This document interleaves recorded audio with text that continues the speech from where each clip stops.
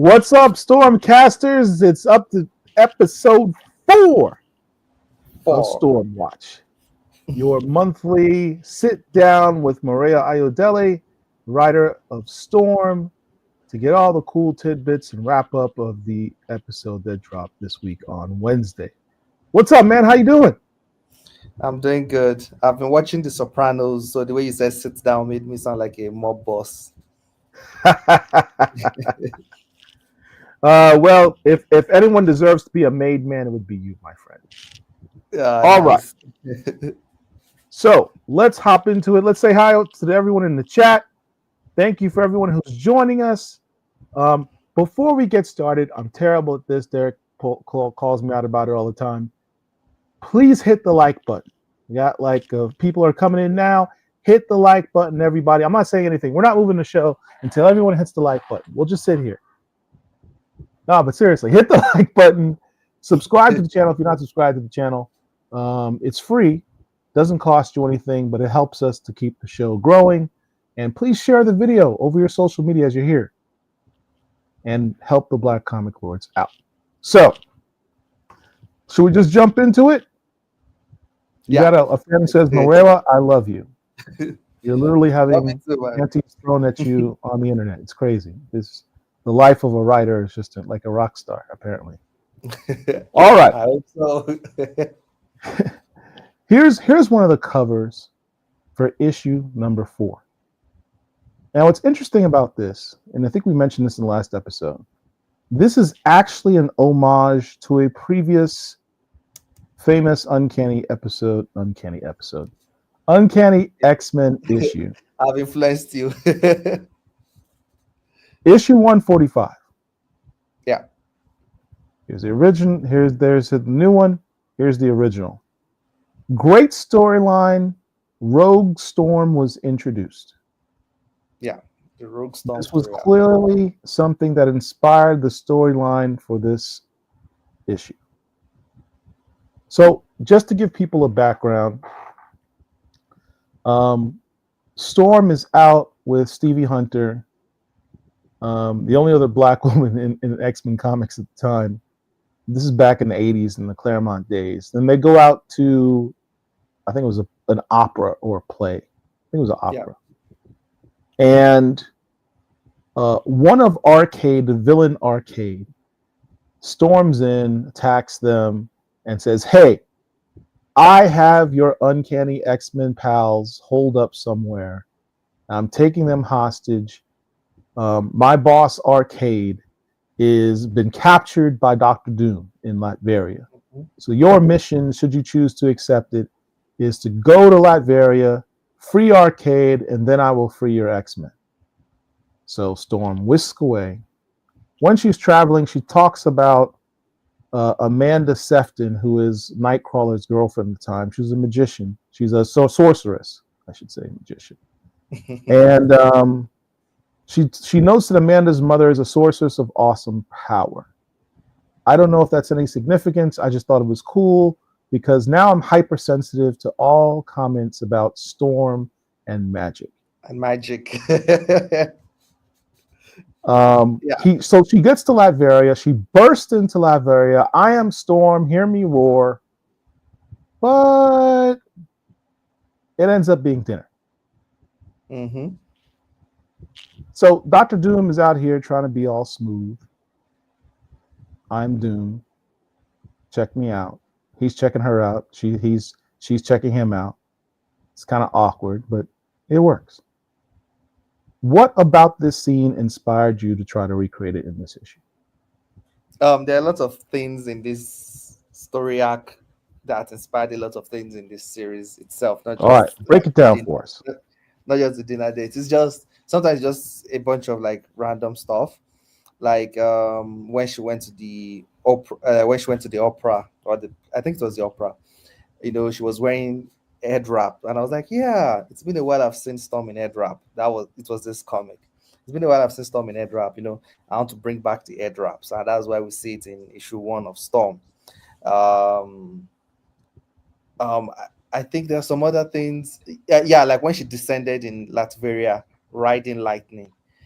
almost as though she, teleports through the lightning down. It's something that happened again in Storm 1 that I'm going to bring back again in Storm 7. Almost like she can ride lightning, teleport through lightning. It's something I want to bring back. And then this dinner date, the way the exchange happens,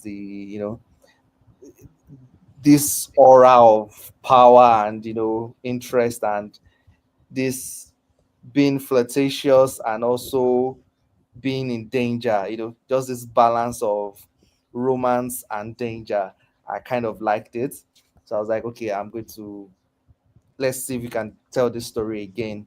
And especially how the story ends. I wanted to play around with it, the Rogue Storm and the Eternal Storm bits. The first panel in this particular page was actually recreated by Lucas Warneck, but the perspective is so different that you might not easily notice, but it's the exact same shot. We're going to get back into that when we go further into Storm 4, but I wanted to show this as reference.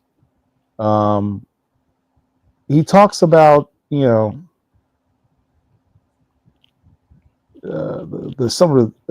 just enthralled by her. He's surprised even as to how attracted he is to Storm. And she's not afraid of him. Right. She's not afraid of him. And he almost takes it as a challenge, like, oh, she should be afraid of me because I'm doomed. So he does what any great host does. He attacks her and encases her in some type of chrome substance. He likens it to Colossus. But the thing is, Storm has a phobia. She's claustrophobic because she was encased when her parents were killed, and she was closed down for many days. And so the idea of encasing someone who's claustrophobic, an Omega level mutant, in chrome, who suffers from claustrophobia, is probably not a good idea. She felt some kind of way about it. Yeah, something like that also happens in issue 4 of Storm, where you see her like encased in this magical blue aura. It's also a callback to that. So even though it's not metal chrome, she's actually it's at that time that she actually unleashes her power, saying, like, I'm going to turn you into a burning crisp kind of thing. So we do a callback to a lot of all these major plot points. Yeah. You really did. I mean, this was literally a callback to that issue. Anyone who's read and enjoyed Storm 4, you need to go back and read Uncanny X-Men 145 through 147, because that's what these issues cover. She goes into God Storm mode. This is the first time we've seen her go into the Rogue Storm. And what's interesting is, even as she's talking, you're getting all of these, and you look at her eyes, you look at the way the word bubbles are done. This is the same thing they did with Phoenix. When Jean Grey became Dark Phoenix, exact same thing. This is the first time you see Storm, her power unleashed on a level that no one had ever seen at this point. Her powers, she literally describes it as her tapping into the primal forces of the earth, and she affects weather on almost a global scale. It's a tremendous amount of power. And she seems somewhat corrupted by it. And she goes, for all your posturing, you are still no more than a man. I am a goddess.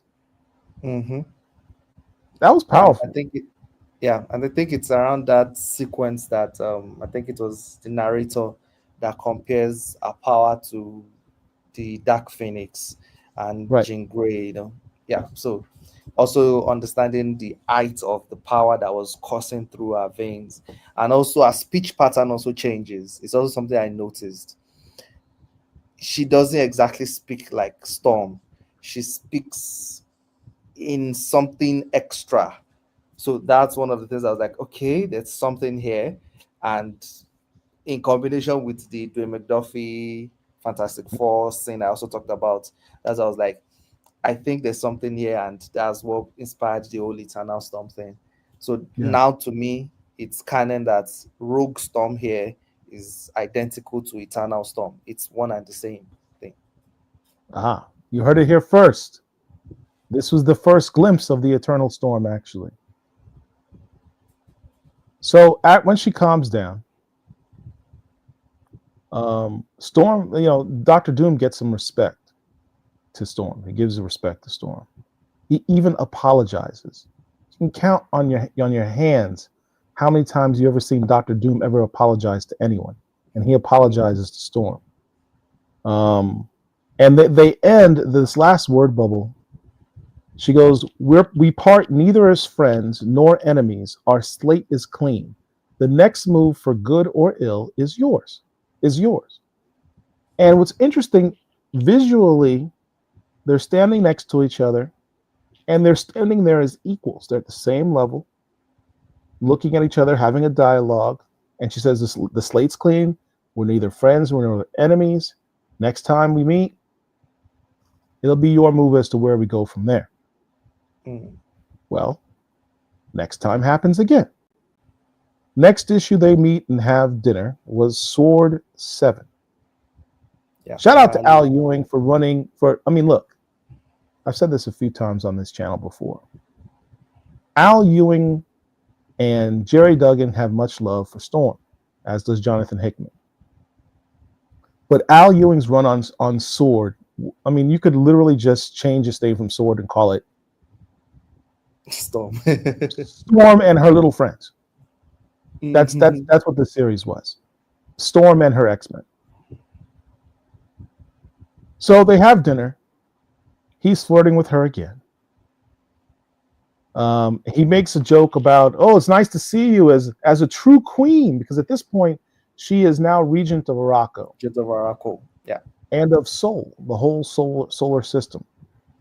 And he's like, well, it's nice to see you not just as somebody's, as a true queen, not just the wife of a king. And she's like, really? You just broke up with your ex-wife. You shouldn't be talking about exes and divorces right now. A little shade. It's one of the things I like about that dynamic. It's that playful banter and those slight jabs and insults. As Lady Kerrigan says, epic, legendary clapback. It absolutely was. And so he mentioned something I thought was interesting. He goes, which brings us to Mysterium, the mutant miracle medical. Did you know it resonates with magic? It may even be proof against it. And it reminded me of that conversation we had in our first episode of StormWatch. We talked about, where's Storm get all this money from? She got this floating city, and she got dresses and servants, and we talked about maybe, that Mysterium went a long way with all that money.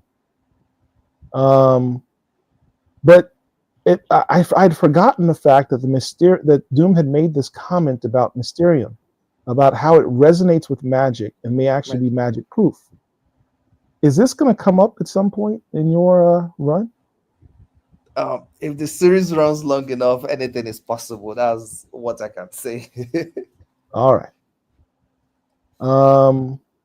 But this is what I wanted to point out. Remember I showed you that previous slide where they had ended in the previous issue 147, Uncanny X-Men 147. They had ended at equals. In this one, you see her raised above him. Dinner's over. Brandy and cigars will not be served. And while I thank you for your generous offer to help us learn to crawl, it comes late. We are already flying. Do we have more to learn? Yes, of course. But we don't need you, Victor. With everything that we've done, why would we need you? You're beneath me. And she's literally lifting herself up and looking down at him. Yeah. The roles have reversed. This one. Right. She is the host in this one. He was the host in the first one. She's the host in this one. She takes advantage of him and belittles him, takes him down a peg this time. So, one up for Doom, one up for Storm. They started off as, her being on the same level. Now she's above him. So that brings you to your issue. Doom will be the host, and in this one is Sorcerer Supreme, and Storm has no powers. Right. So it switches back. Switches back on an epic level. which we're going to talk about in a second as to how that perception is everything. You had some dope covers. First of all, shout out to you. This book is obviously successful enough to have all these variant covers, because when your book's Yeah, not successful, that's what I'm suspecting too, because the covers have just been getting better and better. They're just they're phenomenal. getting better and better. I love this one, this lower right-hand corner one, where she's reading the book, and she's reading a book called New Champions, which just dropped last week, which is a fantastic issue. If you guys haven't read it, if you're a fan of like New Warriors, so maybe Teen Titans, dope issue. All right. So when last we left your last issue, Storm gets picked up by this bird. We don't know the bird's name yet. He's got what type of bird was it again? Razorbill. Razorbill. Who's got a bit of an attitude. I kind of dig it. Flies her to Latveria. Now it's interesting, like she's suffering the elements here. She's wearing a jacket. You see her clutching it. She's probably cold. Yeah. Storm has never really had problems with weather before, and now you see her clutching herself with a jacket and a coat as she's flying. Was that a detail you added? Yeah, that was in the script. Like this is facing turbulent weather conditions. This is the first time she's facing it without this fearlessness that she would usually do when she has control over her powers. This is her being just a pedestrian in the affairs of weather, which is kind of similar to in Life Death also, where we see our reactions to when there's turbulent weather, but she has no control over it and she can't sense it with her extra senses, where she has to just be a normal person in the rain. It's usually difficult for her. On this page, there's narration. But I assure you, Voodoo's labor to save Storm's life shall be in vain. Who is this cat narrating this? I don't think I want to reveal it yet. I wanted to say it at first, but now I don't want to reveal it anymore. Well, I think I like the fact that everybody's giving different theories. Like, oh, it's eternity, but then they're like, oh no, it can't be eternity because the person said human like you and I. Like, eternity is not human, But what if it's one above all, and different things. So yeah, it's fun. It's fun. My bet is it's Shango. I want to say it's Shango just to say it because I'm a big fan. No, of Shango. We'll talk about that. My favorite one so far is it's Tom's mother, because she hasn't shown up. She didn't show up in this issue, and she's been the one talking, and then she was human, and maybe because she's in the spirit realm or something, she can say things that only Storm would know, and things like that. So that's been my favorite so far. That's pretty good. I hadn't thought of that. That's pretty good. All right.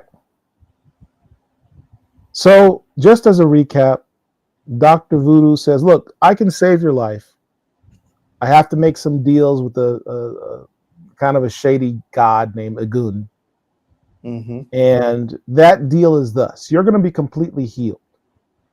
You're going to be in the best shape of your life. But for 7 days, you can't use your powers. Hell of a foreshadowing. We know how this is going to end. 6th day, she gets, after the shenanigans with Wolverine, I don't want to talk about because I hate that scene. But 6th day, the bird comes up, says, hey, my boss wants you back in Latveria. Let's go. You just know that it's the final day. Something's going to happen. It's always the final day. But he says Dr. Voodoo made a deal with the ancient spirit Agun. We're going to circle back to who Agun is a little bit later. But we know that on this night, you got at the very beginning of the book. After this night, her abilities, unrestricted return, Storm shall be no more. You just flat out let us know. Why'd you let us know so early? It's just fun that way, when you tell people how it's going to end, and then you watch the tension build. Like, when is it going to happen? How is it going to happen? And I like the fact that even though people knew that she was going to die, sometimes you still have hope that, oh, maybe the narrator is just, full of shit and it's just lying, or, oh, Dr. Doom is going to be the one to do it, or this thing. But when it eventually happens, nobody sees it coming. So it was really, really nice. It's interesting that this thing where it says "Storm shall be no more" is right next to this picture. Shout out to Lucas Wernick. My man was in his bag in this issue again. I mean, every issue Yeah. is better than the last one in his art. It's crazy. I was going to ask you also, who's the colorist on this issue? Alex Guamares and Safuento Sucho or something. I've not gotten the pronunciation of Look, next the time you talk to colors. them, Yes. tell them, much love, shout out. The work on the colors in this issue were next level. Alex keeps killing it every single time. Wait till you see issue five's colors. It even gets better. I mean, just on this one panel, look at the sky behind her with the blues and the greens. Then look And at the her group, face and look at all the myriad of colors on her face. the water, everything. The shading, incredible, beautiful art. And then Lucas, she knows she's dying, and you've already got this foreshadowing you're putting at the beginning of the book. For all her efforts, after tonight, Storm will be dead, and she looks on her face like someone who knows they're going to die. She has a look of almost sadness and hopelessness on her face. Yeah, yeah. Is that intentional? Voodoo told her too. Voodoo told her the exact same. Like, that's why I keep telling people about the things that happen in issue three. These are the actions of someone that knows they're going to die. Voodoo told her that, I see death sprites around you. Like, you are going to die. There's nothing I can do about it. No matter how you feel in your body, you are going to die. So this is someone that you are facing something you cannot punch. You are facing something you cannot fight. And that's the thing about superheroes and real life. In a lot of superhero stories, you face things you can punch. But when it comes to real life, but you still want to keep things interesting in a superhero story. But when it comes to real life, a lot of the things that we face, some of the hardest and toughest things we face, are things that we can't punch our ways through it. If we could, we would, you know.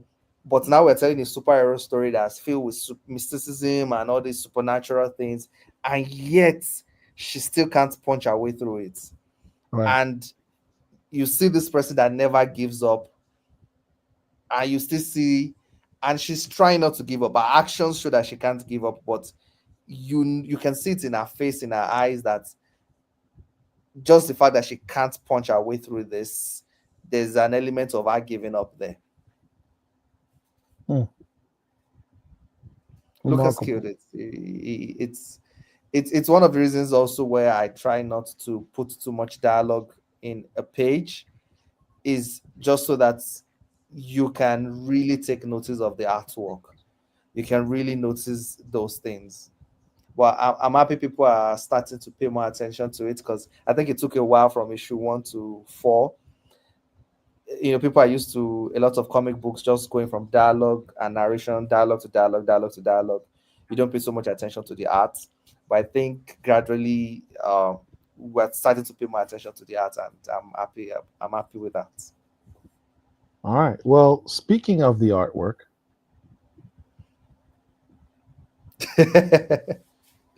so my man kind of blew up the internet with this one. Mm-hmm. I mean, we got Storm looking like, I'm not going to say it. I don't want to get in trouble. But she looks nice. I'll say that. Yeah. Yeah. You promised that one of the questions I was asked in the last episode, where's she going to hide her knives? You said you promised you'd show us where she hides her knives. No, wow. we did. And it's also one of the things that I also said, that in this series we're going to be pushing what PG-13 is in every single aspect, in the action, in the brutality, in the sensuality, in the in the themes that we're going to tackle. We want to push what we think superhero stories should be. I see not many though. Some people be like, "Oh, this is fanficky," or "This is this." It's like the reason why you keep saying these things is because it doesn't feel like what you think a comic book should feel, and that is the point. Why should we keep reading the same things that feel the same way over and over and over again? It's like eating the same meal every single time. So this time I want to see how can we push things. If it's going to be drama, it's going to be this intense drama. If it's going to be action, it's going to be like this anime-esque crazy action. If it's going to be, romance, we're going to go as far as we can take it. So we're trying to push the envelope in every single direction to be able to create wonderful experiences in every way. Like in this issue, for example, where you get this extremely sexy shot, is also the same issue where you get this very wholesome interaction between father and daughter.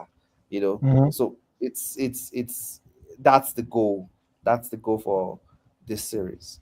Push it in every direction. Well, one of the things that you have, I have this on the second page here. For death is not the end, just a metamorphosis into something different, something more. And I remembered hearing a phrase similar to that before in Marvel properties with my man T'Challa. That's my dude, so I got to squeeze him in there wherever I can. But in the Marvel What If story, he talks about in my culture, death is not the end. They're still with us as long as we do not forget them. He also said something very similar in Captain America Civil War.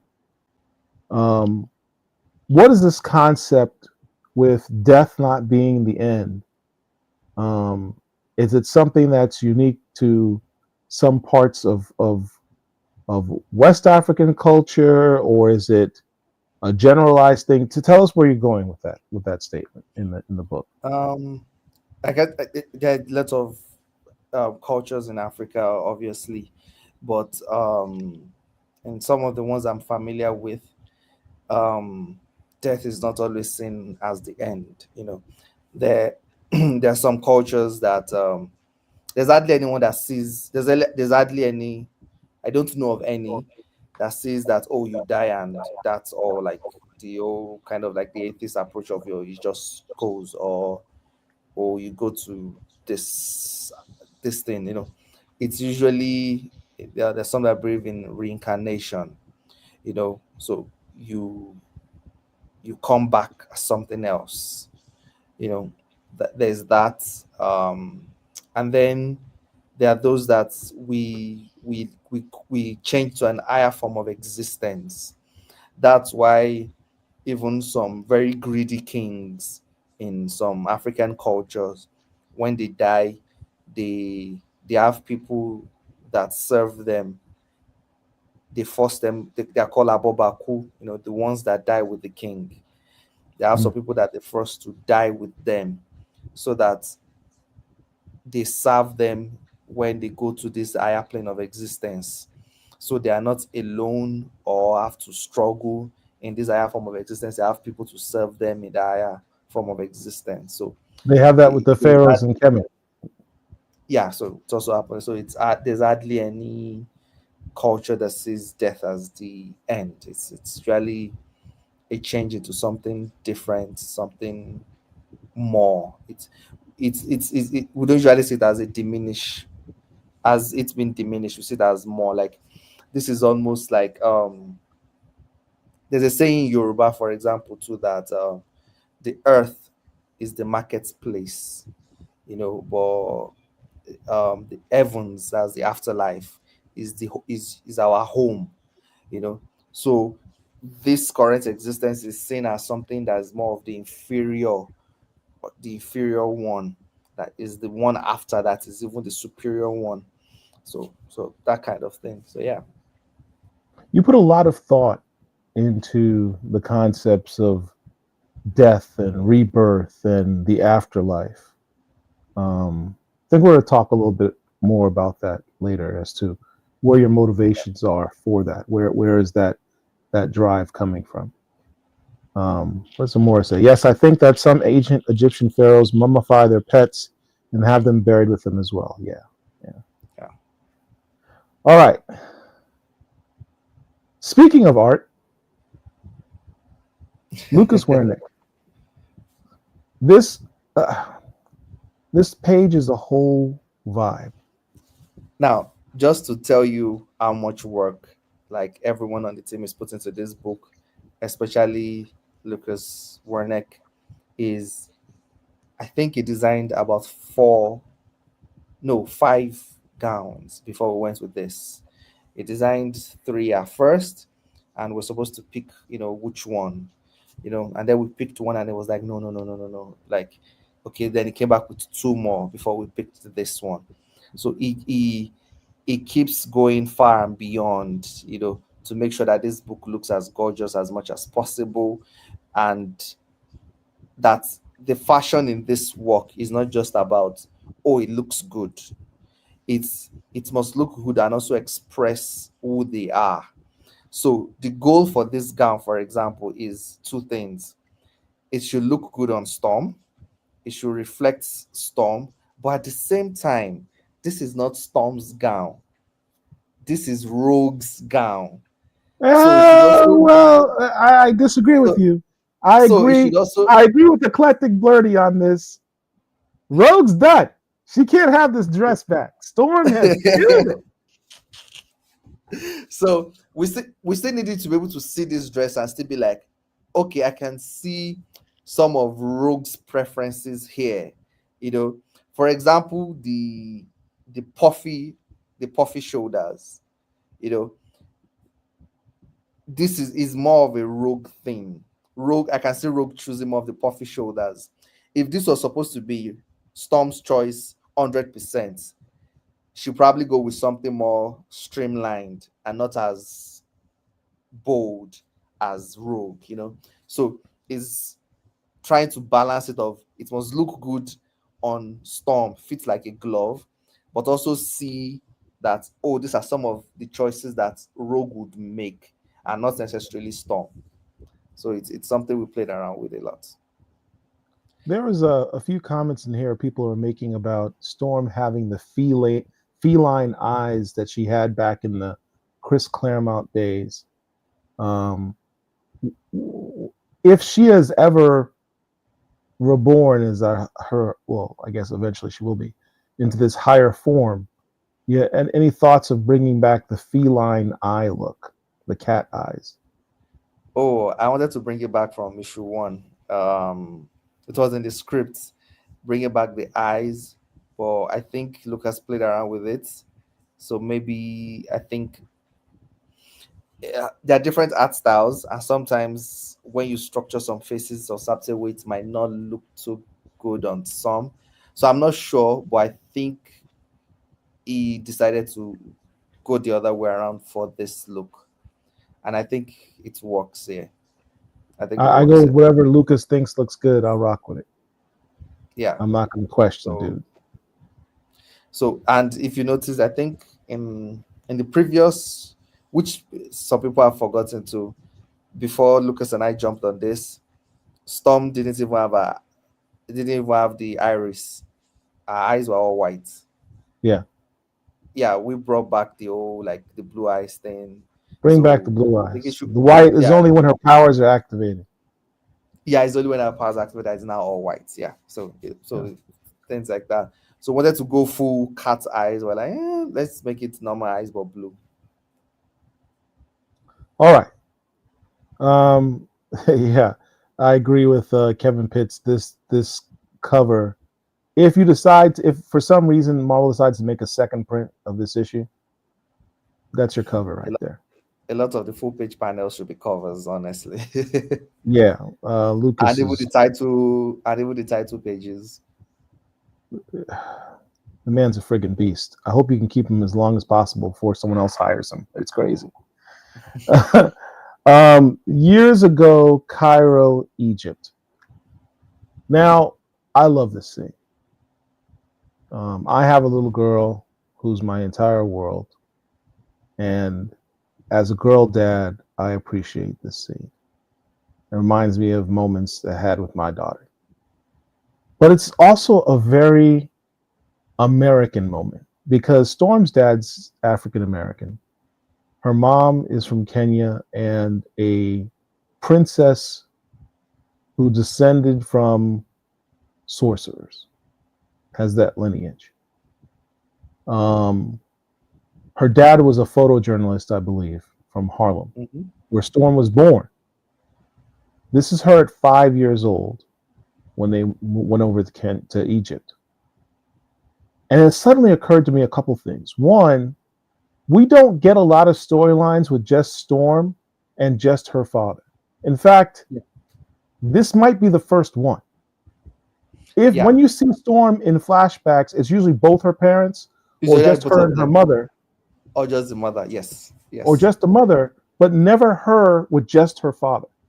This, I think, is the first time this has happened. And then the second thing that... Even when I tried looking back and say, okay, is there any time where they were brought back from the dead and she reconciled with them? I think the one I saw was an X-Men Gold by Mark Guggenheim. You know, it was still both of them. And I was like, I really want her to have meaningful interactions with them as individuals before I see them as, you know, a pair. There's hardly any relationship that we have with our parents that is just as them as this group identity, you know. We have a relationship with our dad and our mom, and they're usually very different and sometimes similar, but never the same. But they usually treat like the dad and the mom like they're the same figure. You know, they're always together, always holding hands as they talk to her and stuff like that. And like, I really want her to have this separate interactions with the dad and have this, you know, path. So it's I really like it. And I also always think when it comes to like parents and child, like of the opposite gender, it always as this wonderful interaction. I always like moms and their sons and dads and their daughters, that kind of thing. So it's a special relationship, and seeing that interaction is important because, you know, girls and their dads, you know, how they tend to interact with men in the future is oftentimes based on the relationship with their dad. But the second thing that struck me about this scene is this very, you know, cute interaction where the dad is like, I'm making you some food from home. I'm making you okra with rice. Which is like, you know, a very like Southern African American type of dish. And she's like, oh, I didn't really like it or what have you. At first, it looks kind of weird. And then she tries it and she enjoys it. But then it occurred to me, this is Storm interacting with her American dad, who lives in Harlem. Storm was born in Harlem. She's 5. She has not moved to Cairo or Egypt or Kenya yet. And I'm thinking about her voice. Now, when we hear Storm's voice in our heads, we always think of Allison Seeley Smith from the X-Men cartoon. I think the majority of people do. That's the voice that they think of when they think of Storm. But at 5 years old, she probably sounds a bit like a little New York kid from Harlem. Yeah. Right? Yeah. That was got this little, I'm imagining her at 5 with this little New York accent talking to her father. And just I thought it was kind of adorable. It made this scene extra adorable to me. Yes. I'm so happy that came through because I wrote that differently. Like when we see Storm as a child later, like when she's speaking with the current Ororo's voice, you know, the way she says, for example, she says more of father, but here she says more of dad. Right. So it's some of those subtle differences where currently here she probably has more of an American accent because the father is still around. they just recently moved from America to Cairo. She hasn't spent all these long years she has in sub-Saharan Africa. So those are those small different. Like she's going to speak with an American accent here, while as an adult she's speaking more with a sub-Saharan African accent. So Right. I'm happy that came through. This is 100% American Storm right here. I think we should wait for Dad, for Mom, Dad. You know, this soup is slimy, Dad. I just imagine her sounding like that. You know, I thought it was kind of cute. And then, you know, Doom recreates her dad's dish somehow. We still don't know how. He's Doom. And she's like, wow, this is good. And I just threw this picture in here because I'm obsessed with this picture. I love it too. I love it so much. Everything about it works. Imagine this with cat's eyes. It might not have worked. No, I mean her eyes look just fine the way they are right here. Staring into my soul. That's made the right choice. Yeah. And judging me and just seeing everything, and it's very uncomfortable. It's very uncomfortable. It's beautiful. It's an absolute beautiful piece of work. That's why we released the picture yesterday. So in this scene, as they're eating, he's talking about himself, because that's one of the things Doom is, one of his superpowers is talking about himself at length. And he talks about he's a Romani. And he's trying to identify with Storm and said, look, you know, I get you mutant people and your problems and stuff because you're discriminated against. I'm Romani. I get discrimination. That's why I want you guys to embrace me as your leader. I'm going to embrace the mutant community, and we're going to help each other out. What do you think? Talk about this concept of him being Romani, because most people view Dr. Doom and they view him as kind of this Eastern European, you know, tyrant guy. But what does it mean for him to be a Romani? Because people don't realize that about his mother's side of the family. Yeah. That he kind of took this castle. He didn't grow up in the castle per se. Number one, shout out to Lucas again for this wonderful panel. I really liked it because when I was scripting it, I really wanted it to be badass of, oh yeah, he was wearing this fur cape and then he clips it kind of thing, you know, how he removes it. So it made it look very badass. I was like, yeah, there are people at the back to receive like the cape like it's holy relic. Like the people in this castle see the, you know, cape like this holy relic and they're here to receive it, you know. So it's I've also seen this panel making it around. The detail on the bottom of his tunic with the little stitching, and then the red on the interior of the cape. Yeah, it's stunning. It's stunning stuff. So I really like it. The eye of Agamotto always with him, you know, everything. So oddly enough, even though I knew that Tom Brevoort was the one that actually from the get-go was like, yeah, I would like Doom to, you know, make an appearance in the Storm series early, especially as we build up to One World Under Doom.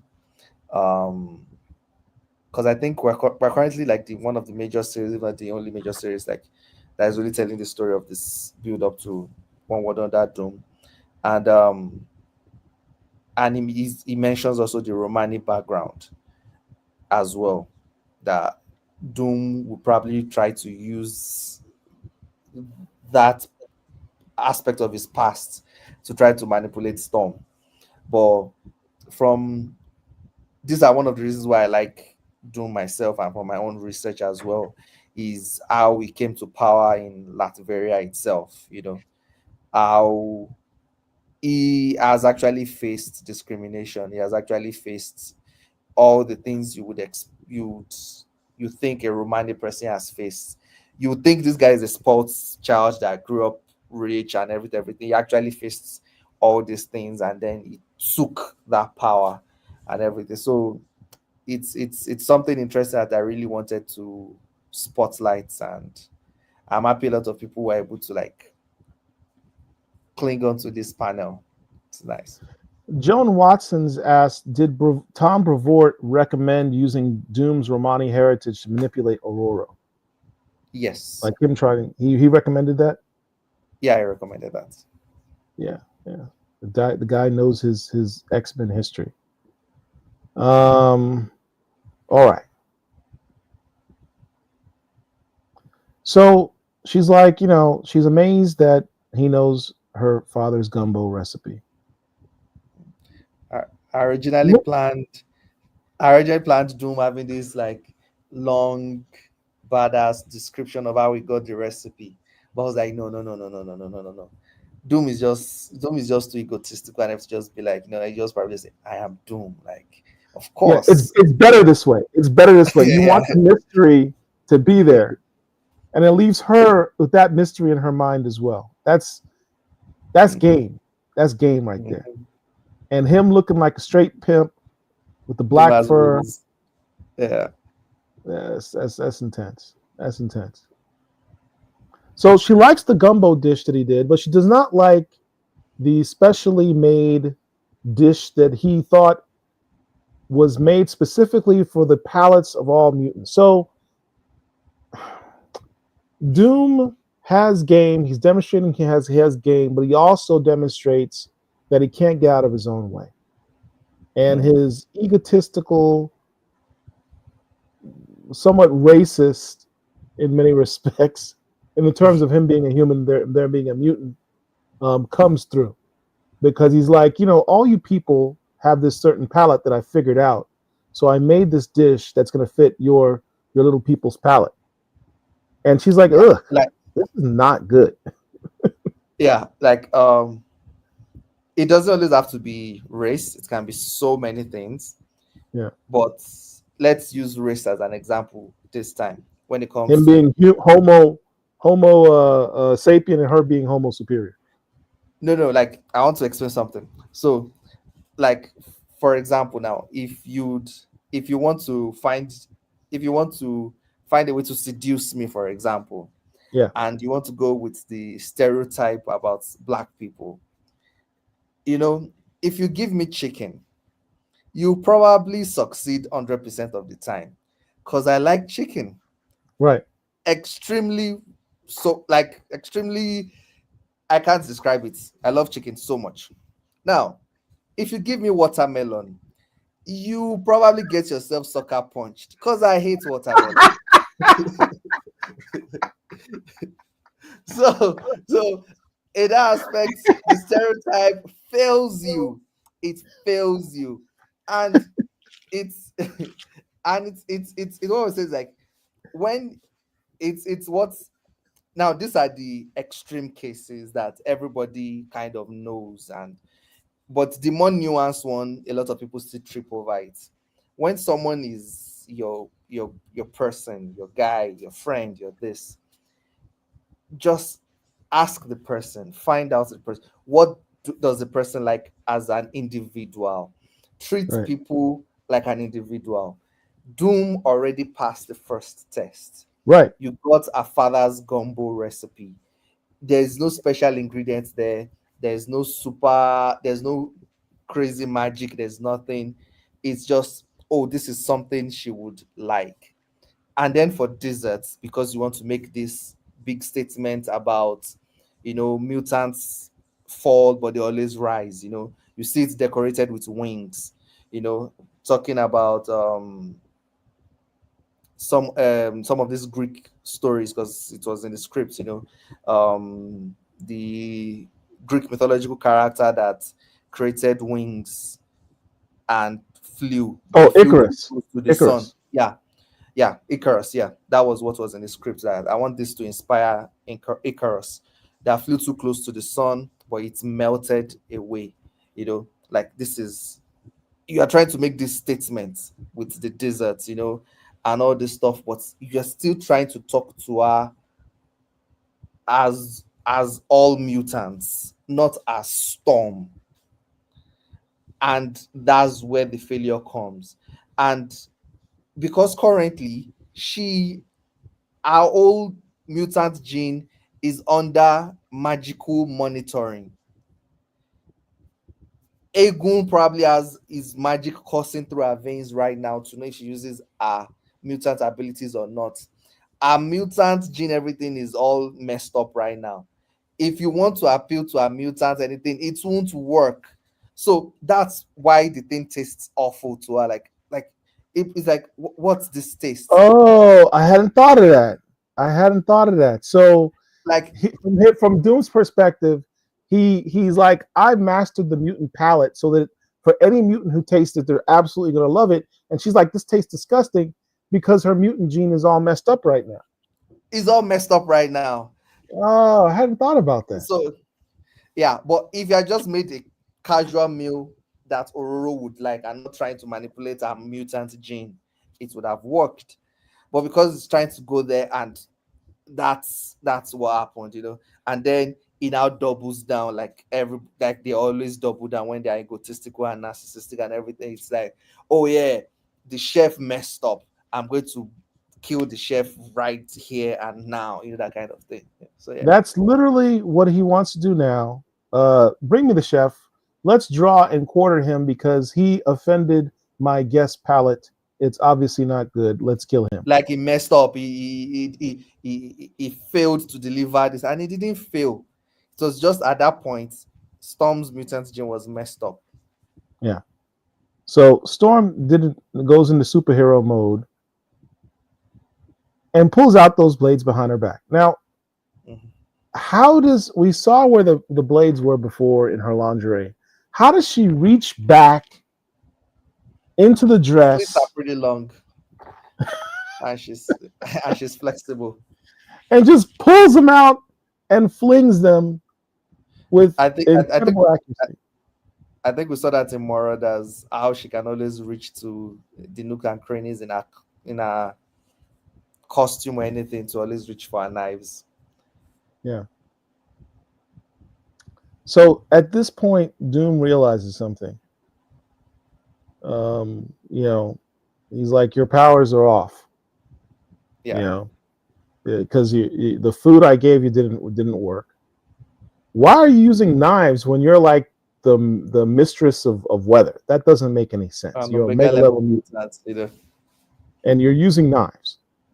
And you flew. And by the way, you flew over here on my bird, and made me have to wait because you're flying on a bird rather than flying yourself, which doesn't make any sense. So he figures it out and decides to, grapple her for all intents and purposes. She did not respond well to that, and thus activated her mutant gene. And again, just like people usually tend to be when they try to insert themselves into another group's problems, like, oh, I would save you, oh, you don't have your powers as the sorcerer supreme, I will give you those powers back. And it's like, dude, you are not, nobody's saying you can't help or anything. You're not even asking the person what happened, why did you lose your powers, what's going on here. You're not even trying to understand the context of everything. You're just like, oh, you've lost your powers, mutants and their lowly idiotic self. I'm smart, I'm everything, let me help you, without knowing the full context of how the state that she's in. And by doing that, you actually release Egun. So yeah. So Doom is the one who released her mutant power? Is one that triggered her using her power. It's a combination of everything together. So okay. But it's, sorry to be a little proud here, which I usually try to avoid is, man, go ahead and stretch your stuff, man. Yeah, it's usually subtle things that people don't notice, because I try not to put text. I try to work with subtext. Right. This entire interaction is, you can use it a lot when it comes to like a lot of racial discussions and diversity discussions and so many things, without the text ever saying anything as such. Right. Anyone who just reads it on the surface level will just think, oh, this is just a regular Doom versus distant thing. It's just a this, but it's there's meaning behind these things. There's that if you dig deeper, you would see it. Yeah.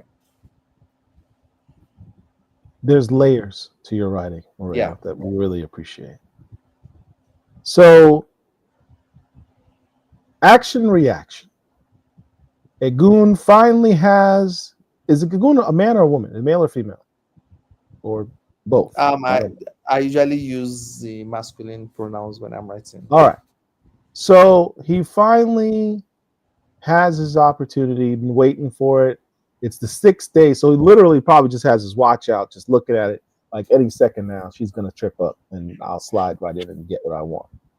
Mm-hmm. Impales her through her heart, her lungs, her spine, Ribs, and she's neck. dead. Mm-hmm. In every imaginable way, he hit all the vital organs and killed her. And just to also like put text to what was also happening visually too, because some people are like, oh, he's too fast and everything, saying that this is not the first sorcerer supreme I've eaten, just to show how powerful this being is. Like, there's a reason why he could one-shot Storm. Besides the fact that, yes, Storm is very powerful, but she's also not durable. Besides that, this is someone that Sorcerer Supreme Doom is having an issue with. And also says, this is not the first Sorcerer Supreme I've killed. So this being is not light work, It's not a lightweight. Who is a goon? What is a goon?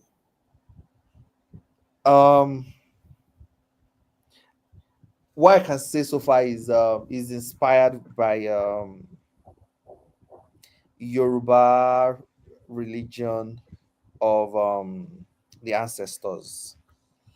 A real deity in Yoruba religion, or is this one that you made up that's inspired by it? It's inspired by it. The Okay. one in Yoruba mythology, the full one is Egungun. But if you want to shorten it in Yoruba, you say Egun. So it's Egungun. And it's basically the ancestors in physical form. And this mask here and so many things like that. And they are usually very powerful beings, that when summoned, either they have the power of prophecy or to do like magical acts and so many things like that. So in my own interpretation here, I would like to see it as a being that has become so old that the older it gets, the more powerful it becomes. So, and we know that the first sorcerer supreme is Agamotto, which is about 1 million BC. So if and there are some sorcerer supremes that are older in realms that are older than Earth. So if this dude has eaten some sorcerer supremes, he's like super old. And if it's a being that is linked, if the power is linked to time, that the older it gets, the more powerful it gets because of that kind of power sets. We know he's like super powerful. So that's kind of the thing I'm playing around with. Yeah, one of the people made a comment about expanding Storm's rogues gallery. She doesn't have a very large rogues gallery, and I love the fact that you created an original character to expand that character. So my hat's off to you for that, because I always appreciate when people do stuff when writers do stuff like that. Yeah, we're establishing the old ones like Dr. Doom. Right. We're also bringing in new ones like Egun, so that can be a mix of both. If it's all new ones, it won't be as fun. If it's all old ones, it won't be fun. So it's mixing the old and the new. You plan on bringing back the Shadow King at some point? I don't. He's overused to me, so I don't want. I think so too. That's why I asked. So So that's why I went with something more don't like feel everyday. the need to draw him back in. He's like in every Yeah, arc. It's not necessary. yeah. Um, I wanted to ask you about the look of this Egagoon character. Um, is there any significance to the mask and the outfit? Yeah, it's all inspired by most West African cultures have a variation of this, and they're usually called by different names. I think some South American also have it too. It's usually some elements of fabric or hay as the body, and then a scary African mask. So that's what I wanted to play around with. So I think I sent some samples to Lucas, and then he sent a full design. It was really, really cool. But I really wanted this one to always have a constant smiling face, so Yeah, that can be creepy. it's very creepy.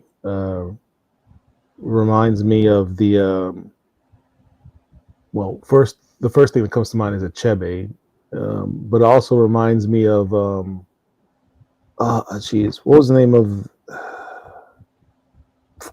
Lovecraft Country with the little minstrel devil girls that were smiling. That was incredibly The one it creepy. reminds me of is an anime called Solo Leveling Hero, and there were this like statue gods, you know, that they have like this straight face, but when they're about to hurt like the people, they now smile and that kind of Yeah, crazy stuff. or the movie Us, as well. Anyway, one of the I thought it was also cool that this character mentions no one breaks a pact with me, not even you, descendant of a Shaki. This is another reference to a Shaki. Are we going to have Storm's descendant, or sorry, her Ancestor. ancestor Ashaki show up in this title at some point?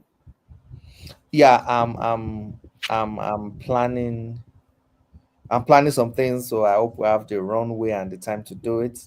Because sometimes, um, when you're working on, let's say, Spider-Man, um, you can't have an Amazing Spider-Man title and then for like 3 issues, Spider-Man doesn't show up while you're telling the story about Uncle Ben or something. You know, like even if the audience is okay with it, is Marvel okay with it? So, but Ashake is something I would want to work with, especially that line. I would like to think the distance between Aisha and Ashake, and is also the distance between Ashake and Storm, so that we can also have like this Avatar: The Last Airbender kind of thing. Yeah, Is there a threat that Aisha faced that Ashake had to face and Storm will have to face? Something like that. this is a good question. Right, the Collectibility is Egon's true face even more horrifying or disturbing than the mask? Yeah, it's something we would have to explore as we explore Ashake's story.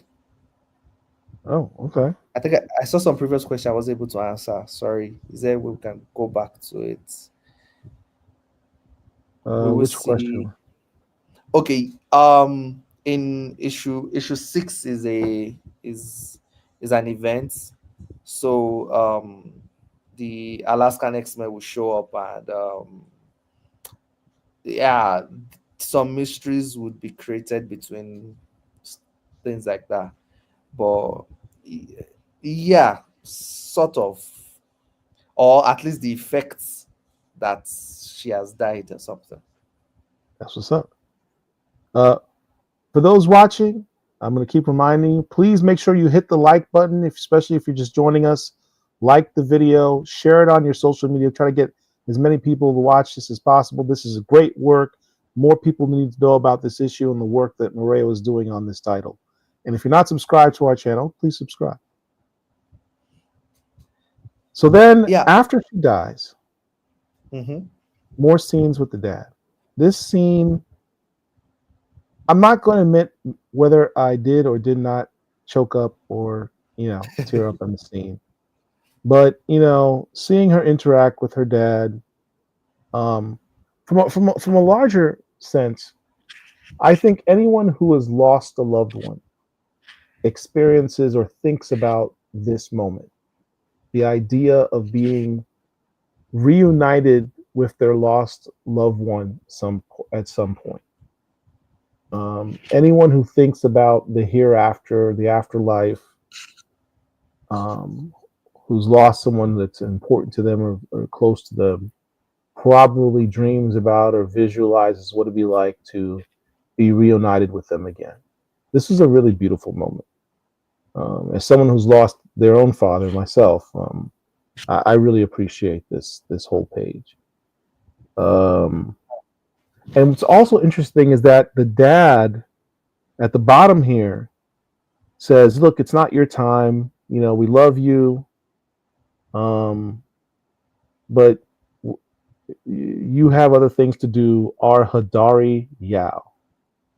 What's the significance of the dad referring to her as the Hadari Yao? Okay, this scene, I was moved writing it as well, so I'm happy a lot of people are so moved. So I also like that people picked up on the size difference.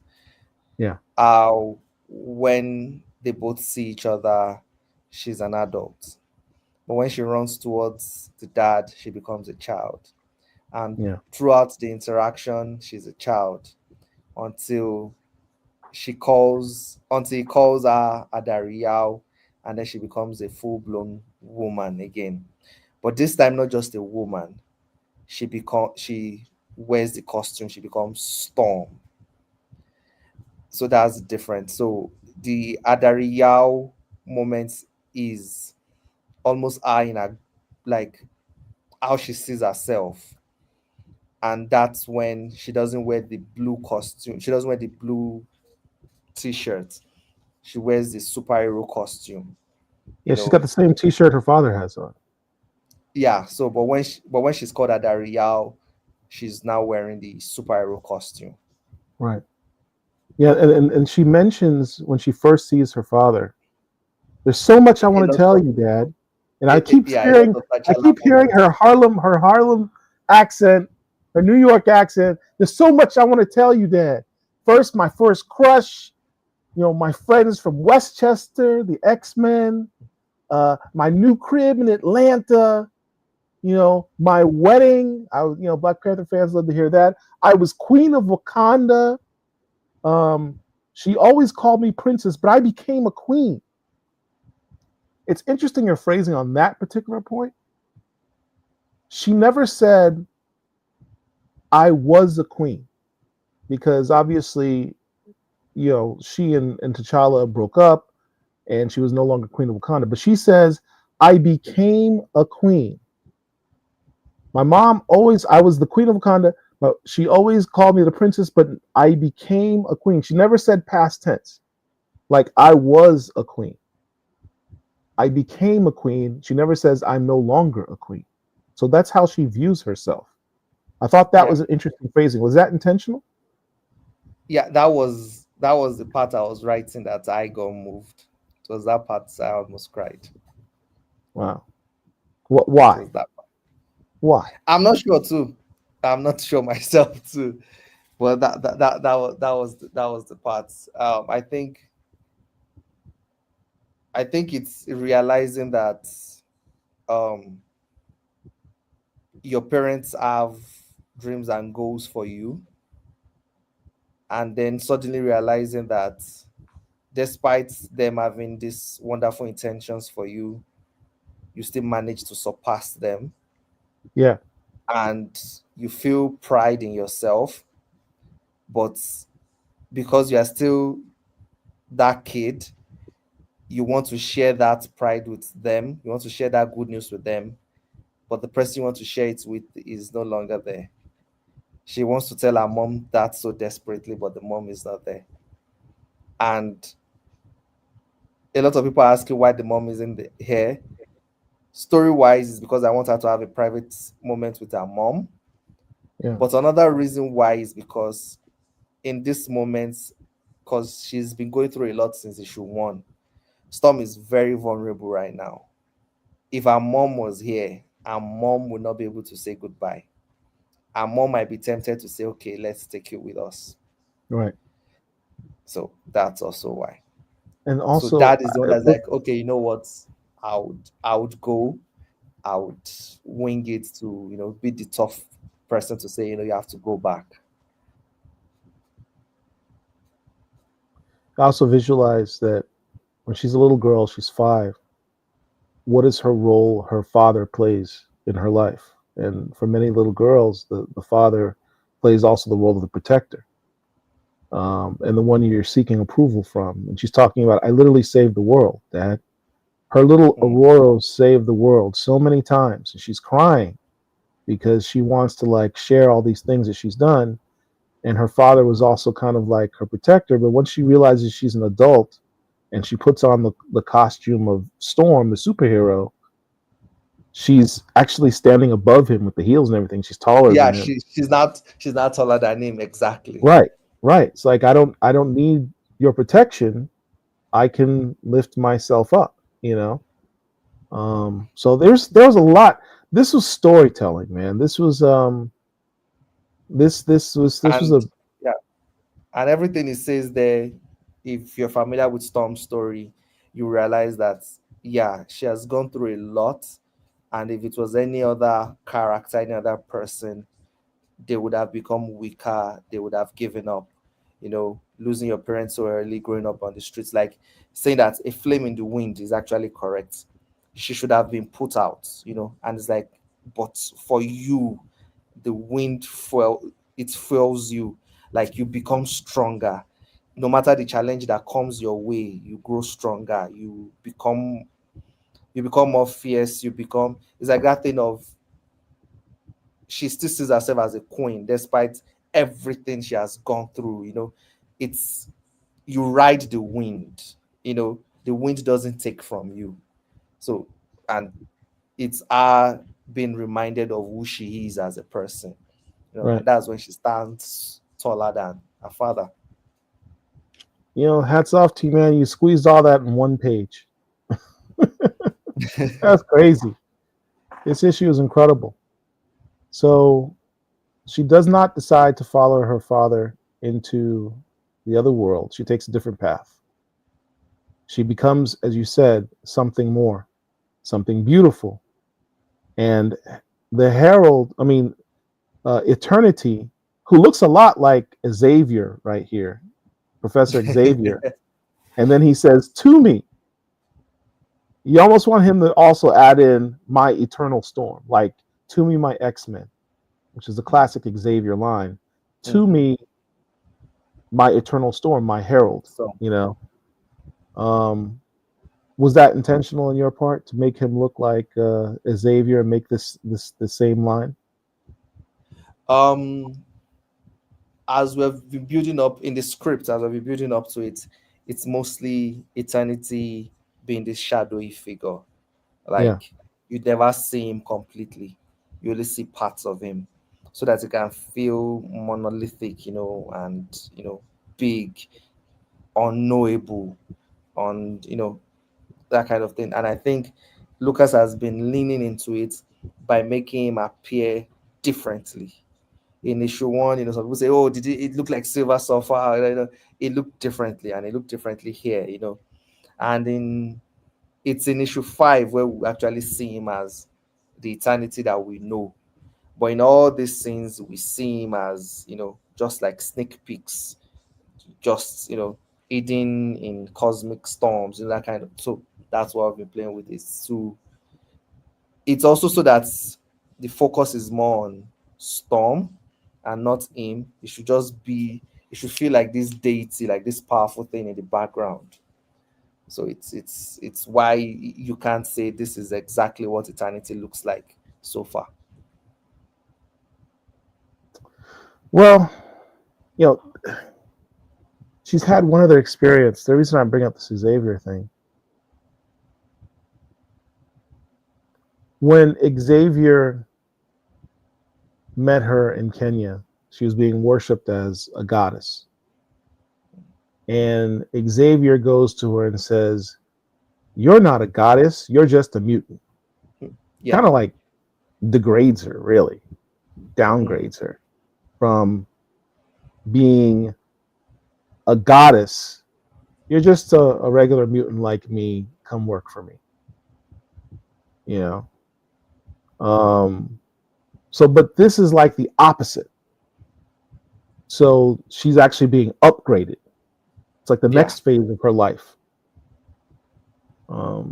So I thought that was kind of a cool homage there. But then she becomes this eternal storm. Another splash page. I don't know what is it with Lucas and the splash pages that all are these fantastic pieces of work, but he packs so much into this page. Mm-hmm. I wish. Is there a way we can zoom in?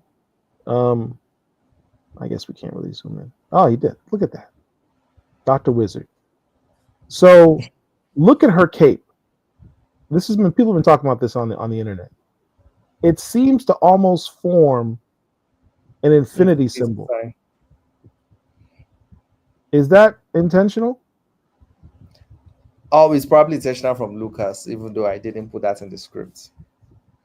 Well, if anyone is familiar with the cosmology, you know that infinity is eternity's twin sister, and not in the twin sister in the sense that we know it as human beings. Infinity dwells within eternity. Yeah. So yeah. So it's probably deliberate. And then we see the cool sword staffs by Eternal Yeah, Storm. that's Yes, Egun. so that's what those are. They're sword staffs. Yeah. Huh. We're going to see them in action in Storm 5, in the next issue. Here's a good question from Oro M. Is Storm an Eternity one, or is she his herald? It's not Herald. It's not Herald like Silver Surfer. Galactus and Silver Surfer, and it's also not Avatar like Moon Knight and Khonshu. It's more like hosts like Jean Grey and Phoenix. Got you. Which puts her back into that conversation of her power set. Yeah. She's on Phoenix level at this point. But most people, because those words can be interchangeable in normal English language outside the Marvel universe. So people say Herald, Avatar, and everything, but it's more of hosts. I might even sometimes make the mistake of saying Avatar, but Avatar is different. Avatar is more like Moon Knight to Khonshu, but it's more of hosts. Damon Watson asked, your interviews here and on Blurred Without Fear, shout out to Ernie, got me picking up some X-Men back issues such as Uncanny X-Men 147. Without giving away the story, what other Marvel back issues are key to the series? It's a good question. What's your recommended reading list for your run on Storm without being spoilery? I jump through many issues and I mix and match. Like you didn't even know like those Rogue Storm issues even inspired like issue 1 and 2. Like I jump through a lot. Like even this issue, there are some elements from it that X-Men Gold inspired, even though it's not obvious. And sometimes they're not even like Storm or X-Men comics. I can't always remember. I'm sorry. These beams, these spears, these sword staffs, as you referred to them, is that Storm intentionally doing that, getting her revenge on Egun? Yes. Bad day for Egun. Is he dead, or is he coming back in the next issue? Oh, he's not dead. We'll see him in the next issue. All right. Let's move on to this. Here is the most recent depiction of Eternity that I saw before this issue. And this is from Phoenix number 5. Yeah. And I'm looking at Eternity's mask. That's an African mask. A West African mask, to be specifically. Yeah, that's one of the things I saw as the signs from the cosmos that I should really go with the Eternal Storm storyline, because when I was working on Storm, and I was thinking of this Eternal Storm thing. I think Jed McKay sent me the designs by Villaris Kitty and Jonathan Hickman from Gods. I think they had to stop prematurely at issue 8 of Eternity, and his human look is African, is black, Hmm. and his look has this African aesthetics. Both Eternity and Infinity, they both their new redesigns have African aesthetics. So I These like are that for a lot. upcoming issues. You said? Are going to be in upcoming issues? Yeah, we're going to see that design also in Storm issue 5. Oh, that's what's up. Yeah, well, the thing is, I love the new designs, but I also love the old designs, and I also want to play around with the fact that these cosmic entities are not limited by visual appearance. So I make them transition between different looks. Hmm. So, for example, you're going to see Oblivion in like this humanoid form that we see in some old Thor comics, where he's this behemoth that is just this black being, you know. And at the same time, we also see him become like this serpent like thing that can almost swallow a whole realm. So we play around with all that. It's going to be very good. One of the things that happens when you take a character like Storm and you level her up, um, or as I like to call it, do good writing.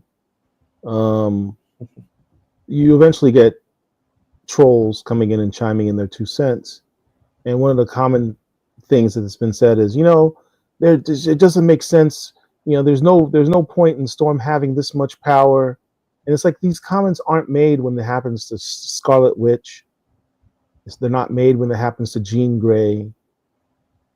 It's not made when it happens to Captain Marvel, Carol They're like, oh, Danvers. she's no longer interesting. Like, what do you even do? And it's like, dude, just keep reading the story if you want to see what we'll do. Yeah, yeah, it's weird. There was a couple questions here I saw that Is Eternal Storm universal or multiversal? That's the thing. Technically, with the story we're telling, it doesn't matter, because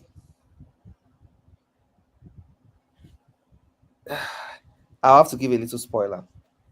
oh, here we go. The Hold on, reason, let me do my spoiler alert. Where's our spoiler alert guy? All right, I think my producer's asleep. Is he? He may not still be there. Gosh okay, darn it! let me just say then. So, okay, so if Eternal Marion, don't look at it. Shut your eyes, Marion. Don't look at it no matter what happens.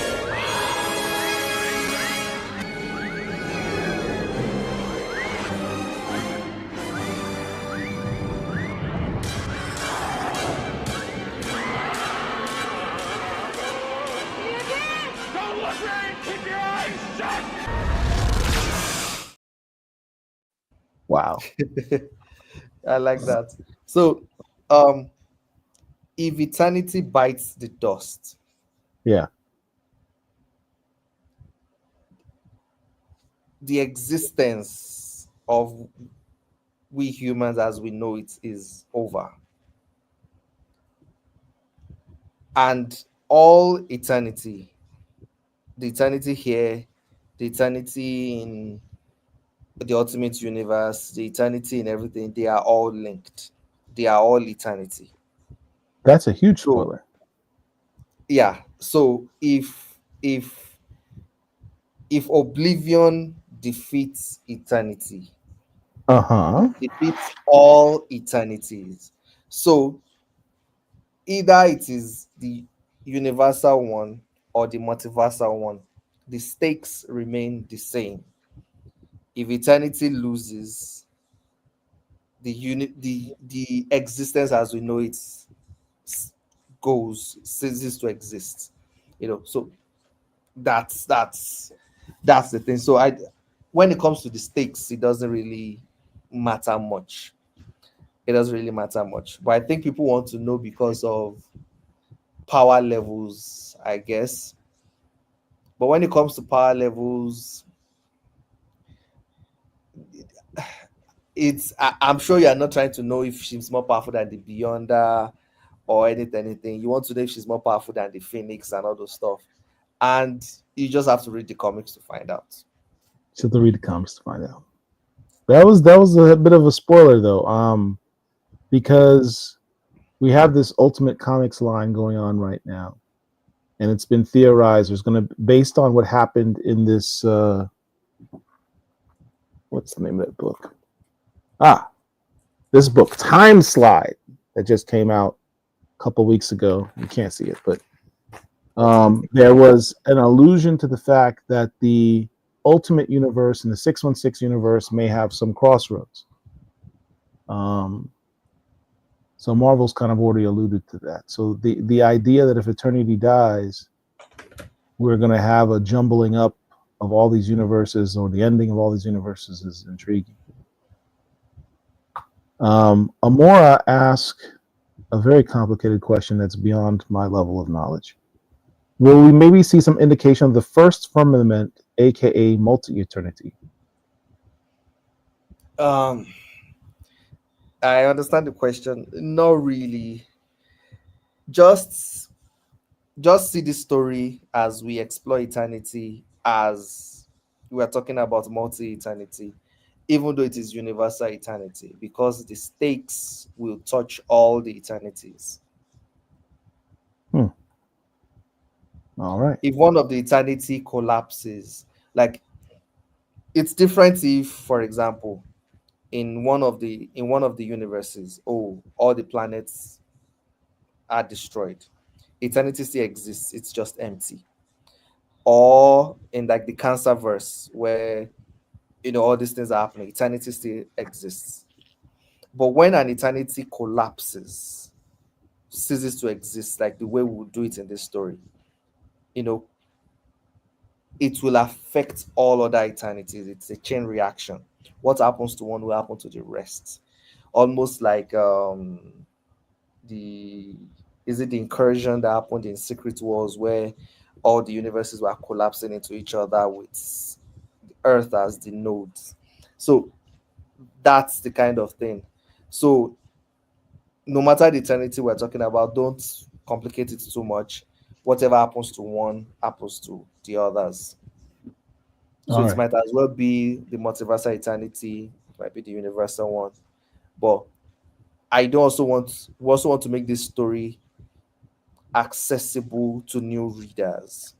I don't want to complicate it. So I don't want us to start talking too much about the first firmament, the eighth firmament, and so many other things for new readers, because the story is about to become complex now as we move into some cosmic realms, where we start talking about the one above all and all these things. Is about to get a little more complex, and we want to get as many new readers as much as possible. So we don't want to now go full blown deep Marvel cosmic landscape and then lose the readers we are gaining. So, but as for us that we understand these things, just know that universal or multiversal, what happens to one happens to all. All right, everyone, keep your questions coming. We'll try to have a question and answer session towards the end of the show. So we talked about how you have these themes of death and rebirth, and you in this book you have the connections of people that have lost people and how that affects their view of the afterlife and having these thoughts and what have you. And in this letters page, you shared a part of yourself in this book. Can you talk about this a bit? That's the thing.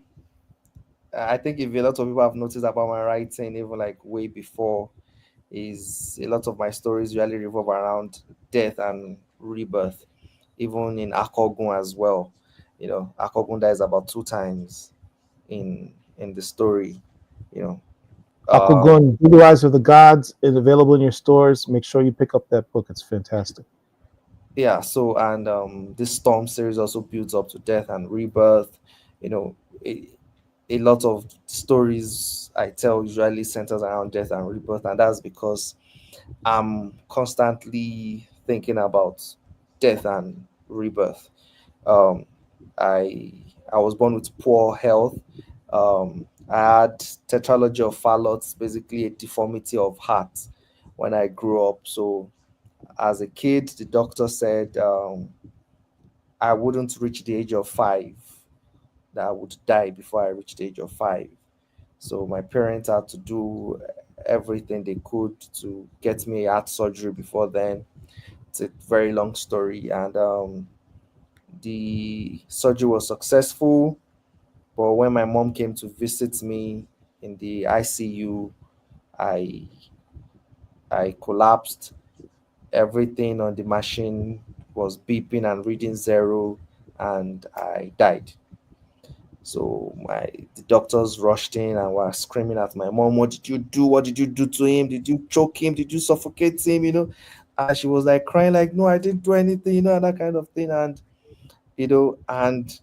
while they were trying to revive me and resuscitate me, she was just weeping and praying, and she was just she was looking for a Bible, but it was in Israel, so they gave her one written in Hebrew. She's like, I can't read this.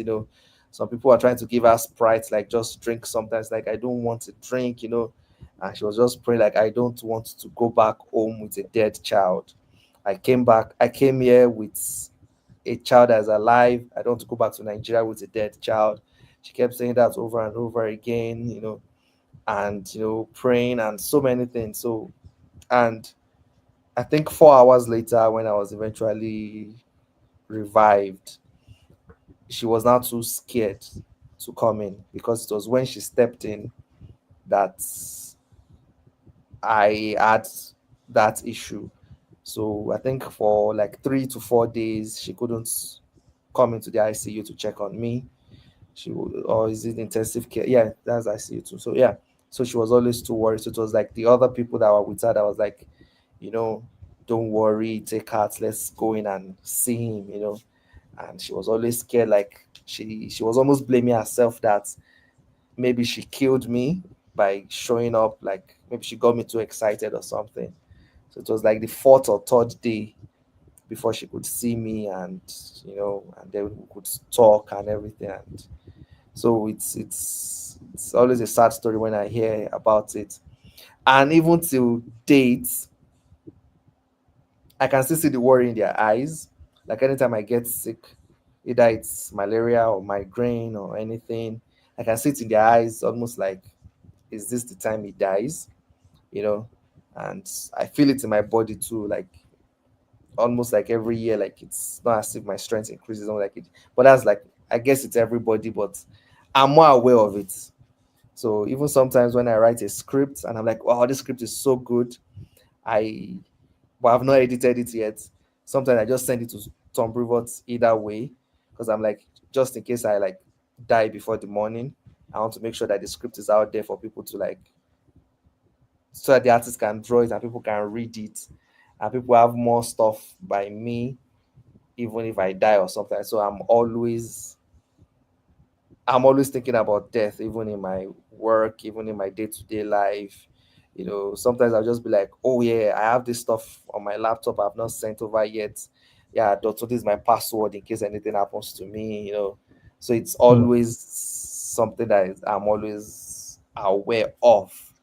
So it's why the first arc of the Storm series is revolved around death, and I could explore some of these nuances about what it feels like when you're always thinking about death, the steps you would take, the risky things you would do, the the pleasures you would try to drown yourself in, and so many things like that. So yeah, It's interesting because first of all, I appreciate you sharing that. You didn't have to, but it's a testament to you. It's interesting in your writing about the storyline where Storm is dying and the reaction to her death. You know, they say how you face death is important as how you face life, or something like that. And her reaction is to embrace life. You know, as you said, embrace the pleasures of life. And I think you do that in your writing. So that's a true a testament to you as well. Shout out to Doton, who hi bro, your boy is giving you a shout out, and Kanan White as well. Kanan White, what's up? All right, so let's jump back into this. Yeah, the Storm Next 5 covers are dope. Look, Mateus Manahini, he has not had a bad cover yet. But the level of detail on this first cover, when you're looking at Storm's face, he like elevated his art style a little bit on that one. There's some extra detail. And the Oblivion scales, the scales on Oblivion's skin. Crazy. That's crazy. It's absolutely crazy. And she's in all white in all the covers. Yeah. And I'm not even going to touch the fourth cover with Torrin Clark. Oh, I had to ask my sister to please order that for me from the UK. I don't get that here. Please order that for me. Dotun was like, please order that for me too. You know, like, nah, that cover is dope. And it's not even I'm going to get the main cover. Sorry, I'm going to get the main cover from Marvel, but for the variants, I give me that Torrin Clark cover, please. So when Marvel gives you your comps, you can't say, hey, there's 4 covers. Can you send me this particular cover? They just give you the base cover A. Yeah, they give me the cover A. Marvel. Yeah, that fourth cover by Torrin Clark is special. It's the Black History Month cover, but he threw some extra stuff into that. He really did. I'm surprised this is a regular price cover. They could have easily have made this an incentive cover, a ratio variant cover. I'm happy it's regular price too. Yeah, the fans, this cover is for y'all, just so you know. Those yams.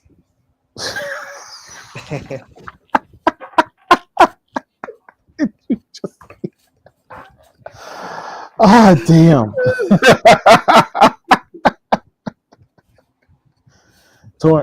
Look, Murewa, we can think that. I don't think we're supposed to say that online, but that's keeping it real. But yes, you're right. I was just saying it's a beautiful picture. All right. There's some characters that are going to pop it up in this issue. Who are these people? This is issue 5 previews. So I think we should go full screen for people that want to take screenshots and stuff. Let's do that. This is the Living Tribunal in his classic form, and Oblivion in his new form, and Oblivion as Eternity in his classic form in his grasp. And look how small Eternity is. Yeah. Look at how small Eternity is compared to Oblivion. Yeah, that's the difference. And the Living Tribunal is going to be wielding this giant armor that we're seeing for the first time in this series.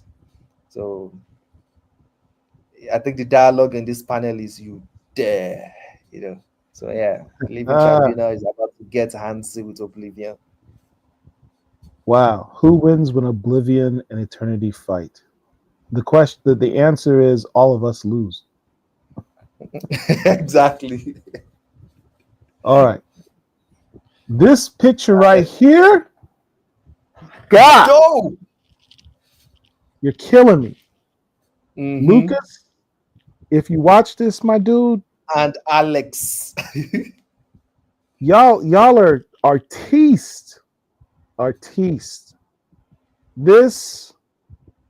This could have easily also have been like a double cover, like a front and back cover. This is so good. Seeing her as the Eternal Storm, I love the makeup on her face. You promised us that you would do this sort of homage to her African heritage in this art. Then riding the lightning, as you talked about before. Yeah, the wrappings feel Egyptian, which she Yeah, has an history with because she grew up in Cairo, right. and the facial paint is sub-Saharan African, which she also grew up in Kenya, and you see the head dress, which she always had from her debut, and then you have the physical staff that she holds, sword staff that she holds that is lightning made physical, and then you have the sorcerer supreme, and I think the dialogue there is none can defeat doom. So yeah, You it's mentioned something badass that stuff. I keep forgetting to ask you this question every month when we do this show. Her headdress, as you mentioned, her crown is Yeah. one that she has had since the very beginning. Yes. At some point, do you think you'll ever do an exploration as to the meaning behind the crown? I thought it was already be explored. That's why I haven't done it. I think it's supposed to represent a divinity. So Right. that's why I really wanted to bring it back for the Eternal Storm form. The reason That if she's not we going don't to, have a if she's not going to wait for a superhero form, she's going to wait for Eternal Storm form because it means it's what represents her divinity. I think the people of Kenya gave it to her to represent her, to crown her as goddess. That's what I think so. I hope I'm not mixing up my research. I think you may be right, but as I look at it, and then I look at this picture of eternity with the things coming out behind his head, Oh yeah, that's very similar. you see what I'm talking about? Yeah, It's like if you were to put a crown of eternity on your head, look at the designs. yeah. It's one of those things that I think it might not have been conscious, but there are things that paved the way for this link between eternity and storm. I think that's something to play up. You're welcome. All right. Now this is the picture right here that just blew up the internet. Tell us what is Yeah. happening here. Please. I really wanted to play. I really want to play with some of the most badass storm gods that we have in mythology across the globe. The South American Chak, the African Shango, the Asian Susano, and then the Australian Aboriginal Mamarangan, and I think in more pages you're going to see Mamarangan is going to be riding this giant gecko that is the regurgitator of tempests, called Ikpia, if I'm not pronouncing it wrongly. I'm probably pronouncing a lot of these names wrongly, by the way. um but we say Ororo is a storm god, you know but what happens when you have to face actual storm gods?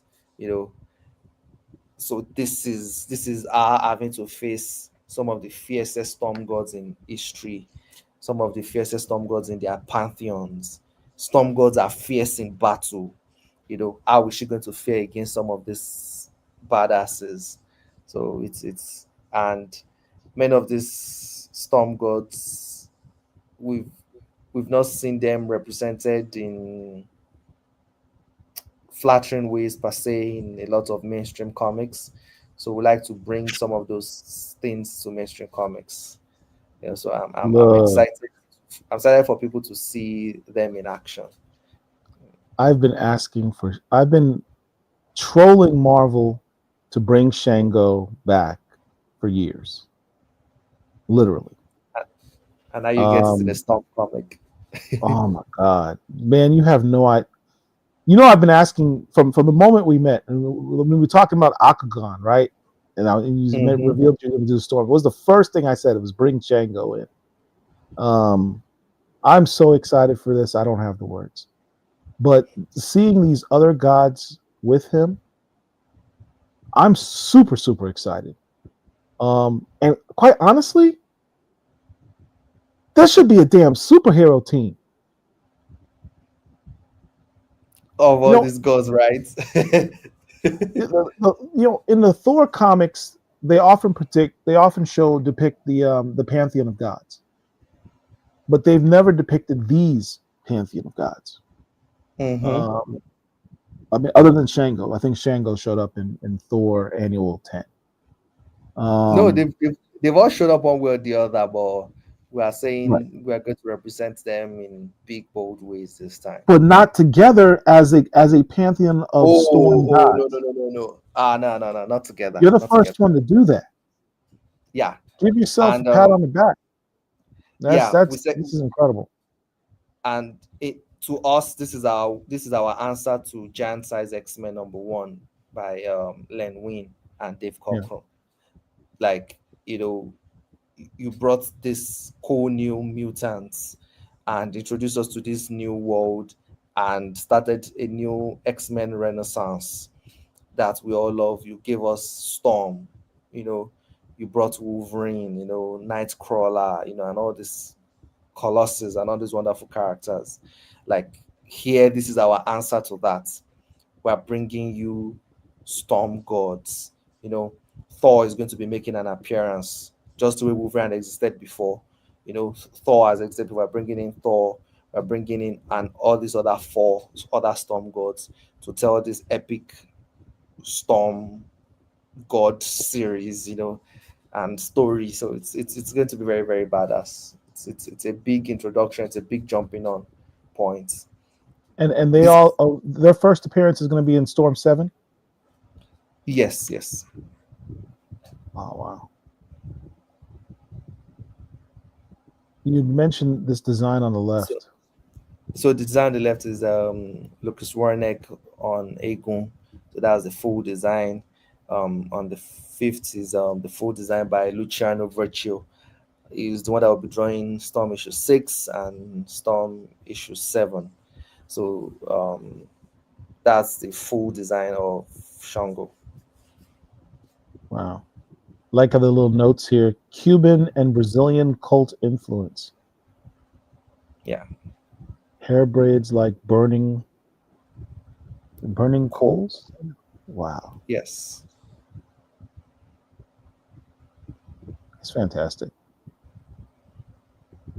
So these are And the these are covers some of for the issue covers? 7. Doesn't Yeah. she go to Brazil in this issue? Yeah, she goes to Brazil in this issue. Also, a lot of all these issues by Storm, which I always forget to mention, they are collectible issues. So I don't want to like give people too much edge over like other people, but if you look deeply, you will see that each issue either is like, first full appearance of Aegon, um, the Razor Bill, um, the hospital and Dr. Day, Yeah. the first appearance of Eternal Storm, like issue 1, different things like that. Each issue has some collectible elements. So try to get an extra copy to just keep, just in case any of these things blow up in the future. Yeah. Easy way to do that. Just buy all the variant covers. Buy all the variant covers. This artwork is, jeez, and the colors. It's just so good. That first one's Mateus Manahini again, isn't it?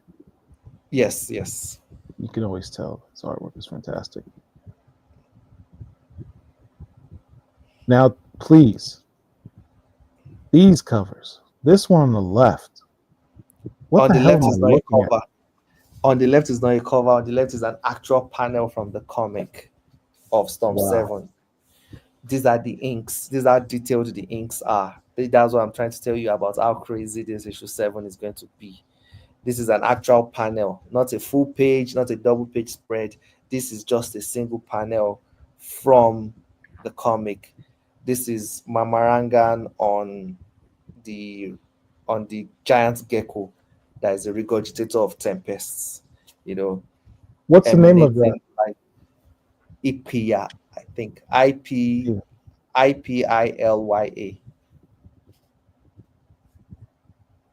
Mm.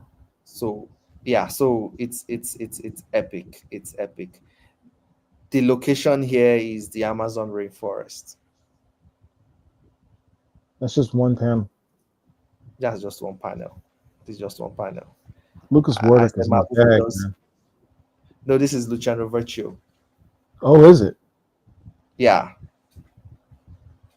Like it's like everyone that joins the Storm team is like, it's the goddess book. Okay, we're going to go all out for this.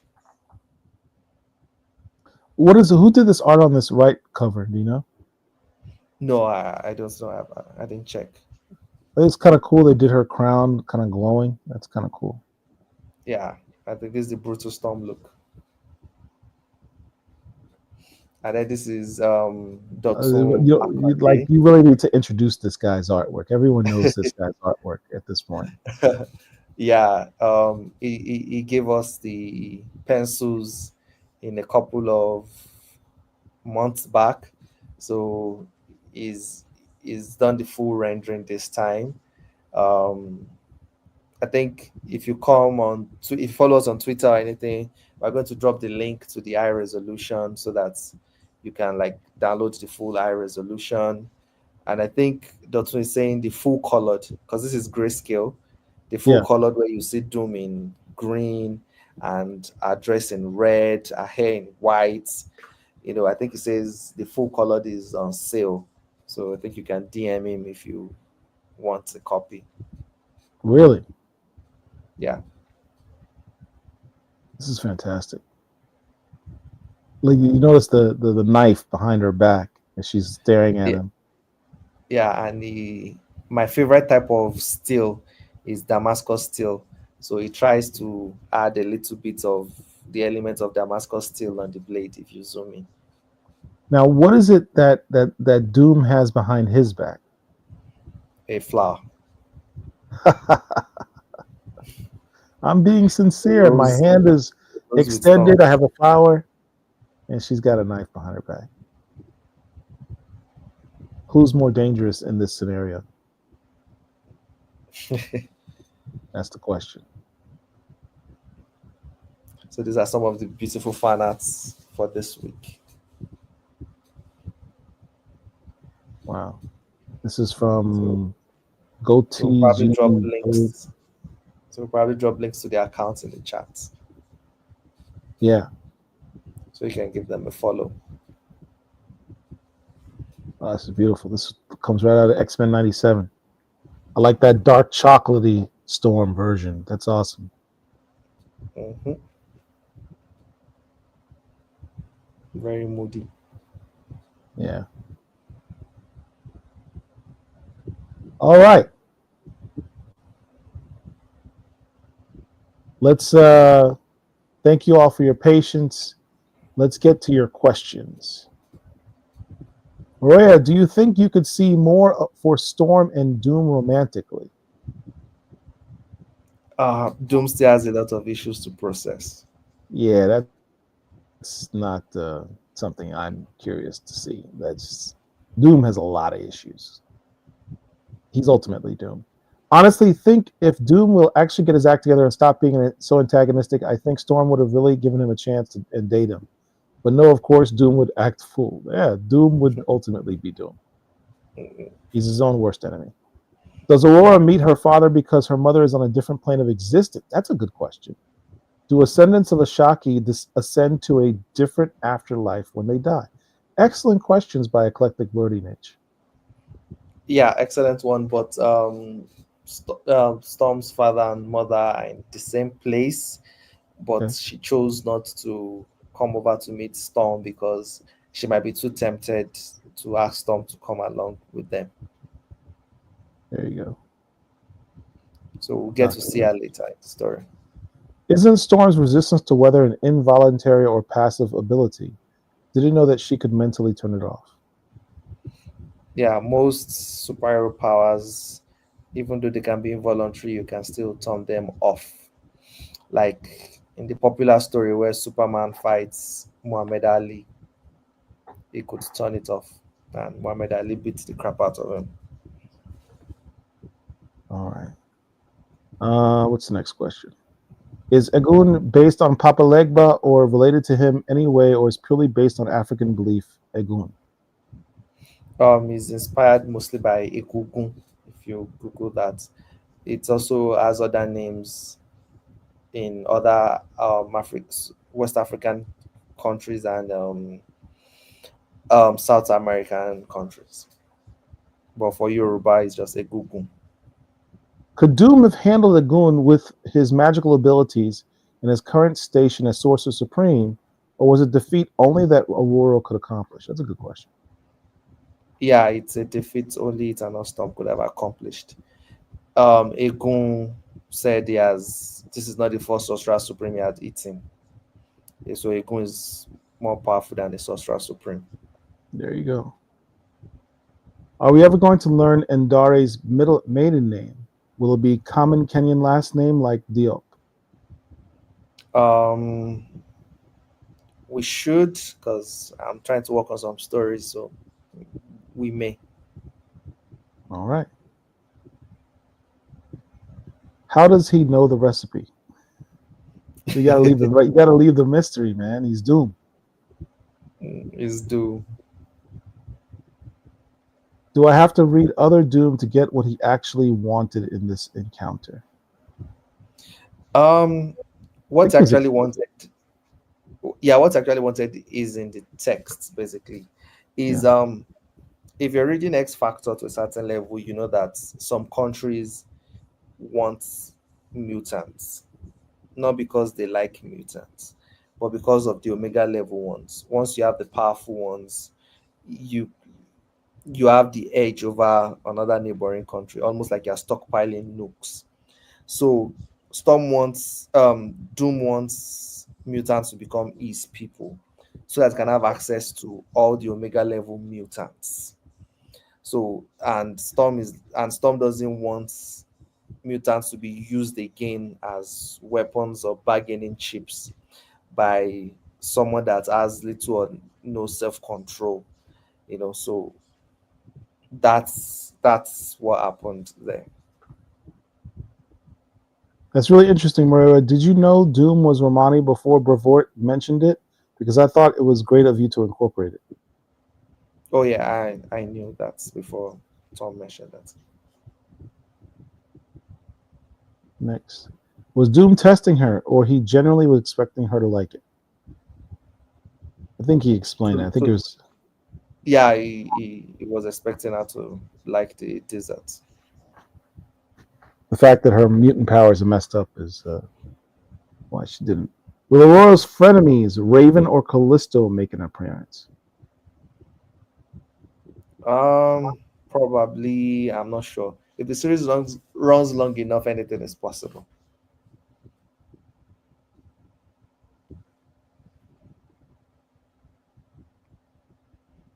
Backstory with Egun. I'm working on something, but I'm not sure yet. So it depends if it gets a green light.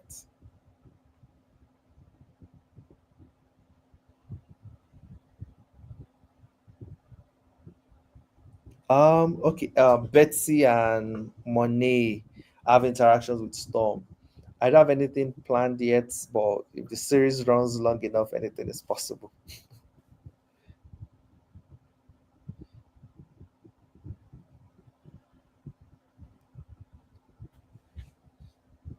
I think you're muted, Paul. Or am I the one that's hearing you?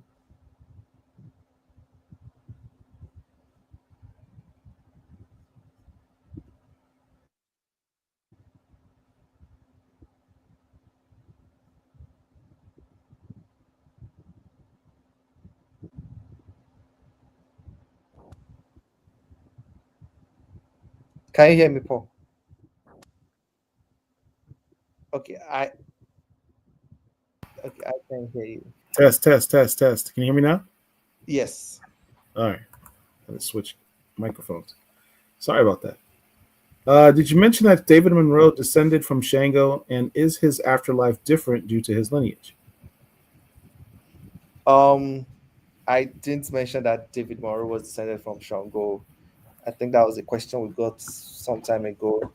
His afterlife is not different from Dari's own. They stay together.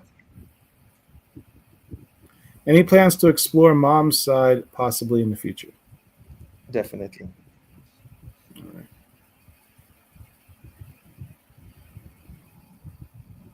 Next question. I think we've all been enjoying supporting your story, and some of us by all the variants. Have this series under your pen been extended for more issues or permanent? I just got the green light today for issue 11 and 12. Congratulations. So we've gotten past. Thank you. So we've gotten past issue 10.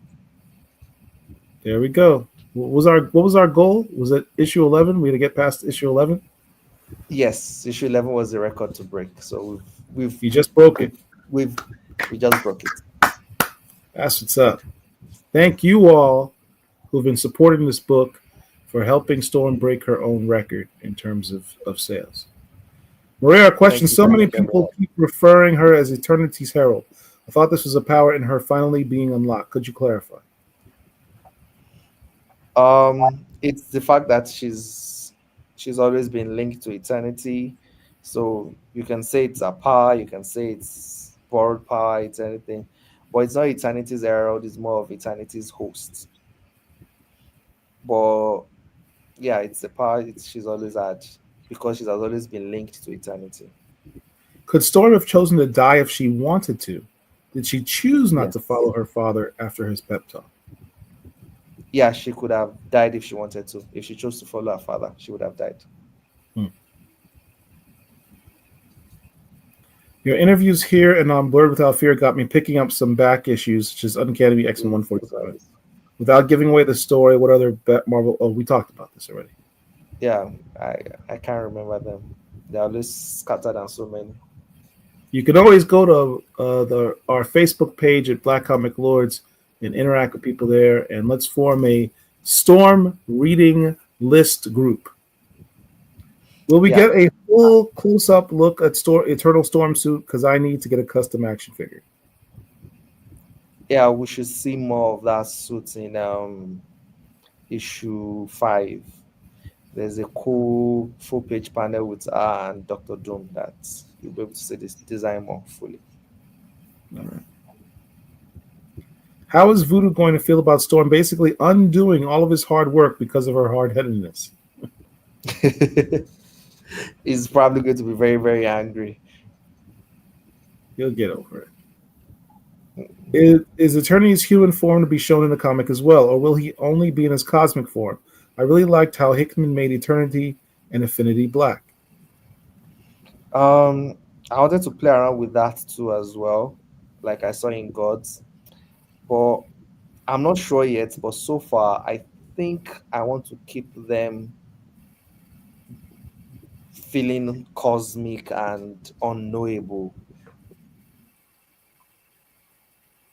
Next one. Am I frozen? I can live with Aurora and Monica Rambeau both having goddess level powers. That's not more of a it's more of a statement than the question, but the question is Monica going to show up in this series?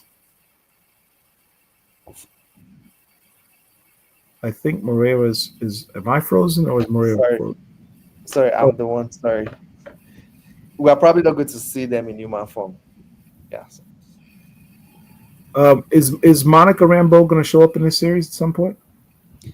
I'm not sure yet, but probably. Cosmic level Storm. Monica Rambeau just recently leveled up to cosmic level in some respects. Redcon as a mutant and so many things like that. Yeah. You gotta make that work. Does this mean Aurora's rogue gallery will include Mephisto and Thanos? I doubt it. I'm trying to make Rogues Gallery have more of this voodoo juju esque aesthetics and cosmic aesthetics. Please, I like that better. Just make it. I want her to have her own unique rogues gallery. That's Yeah, I want to completely have her own. this. Yeah, this visual. This yeah, the way when you see a character like, oh, this is Spider-Man villain, or this is this Right. thing. Yeah, when you see Storm, so you just like, oh yeah, this is Storm villain. Did you know Eternity was in Phoenix when doing Storm? No, until I can't remember which issue I was writing when I saw the script of Eternity, and it was cool to see.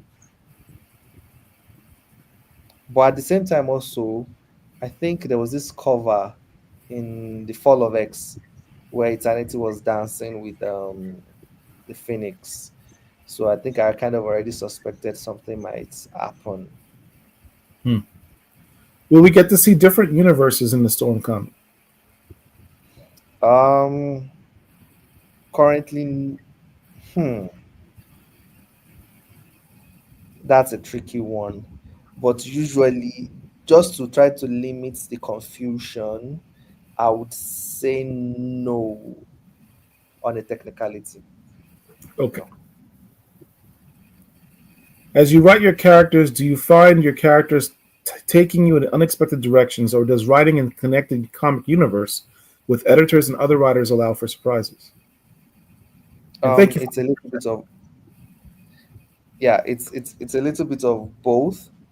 Yeah, the characters take you in unexpected directions. Like I didn't know Storm would stay in New Orleans. I knew she was going to visit Doctor Voodoo. So when I realized that, oh, the X-Men are in New Orleans and she's dying and so many other things, so that story basically kind of wrote itself. Um, but sometimes, like in I knew I wanted Storm to have interactions with the Uncanny X-Men and also the Alaska and the X-Men by Jed McKay. But also when you got that, oh, this event was going to happen, X-Man Hunt, I was like, oh yeah, this so it's a combination of both. Some come from editorial, some come naturally. So it's a little bit of both. Any info on issue And number 6? um hmm. Well, Maggots will be there, I already said that. Cyclops will be there, I already said that. Um there's a cool there's a okay, we're going to discover what powers the Storm Sanctuary. Okay. I think you talked about So that in the previous episode that it was coming up.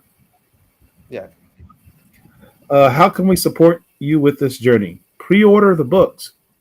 exactly. Just keep Next question. just keep pre-ordering and keep buying. Don't buy them off the I'm, shelves. Pre-order the book. Was there a I'm conversation begging. about Ray and Lucas about going between Storm's modern lightning bolt made by Russell Dodderman and the classic crown? Okay, so before I answer that, I want to thank everyone.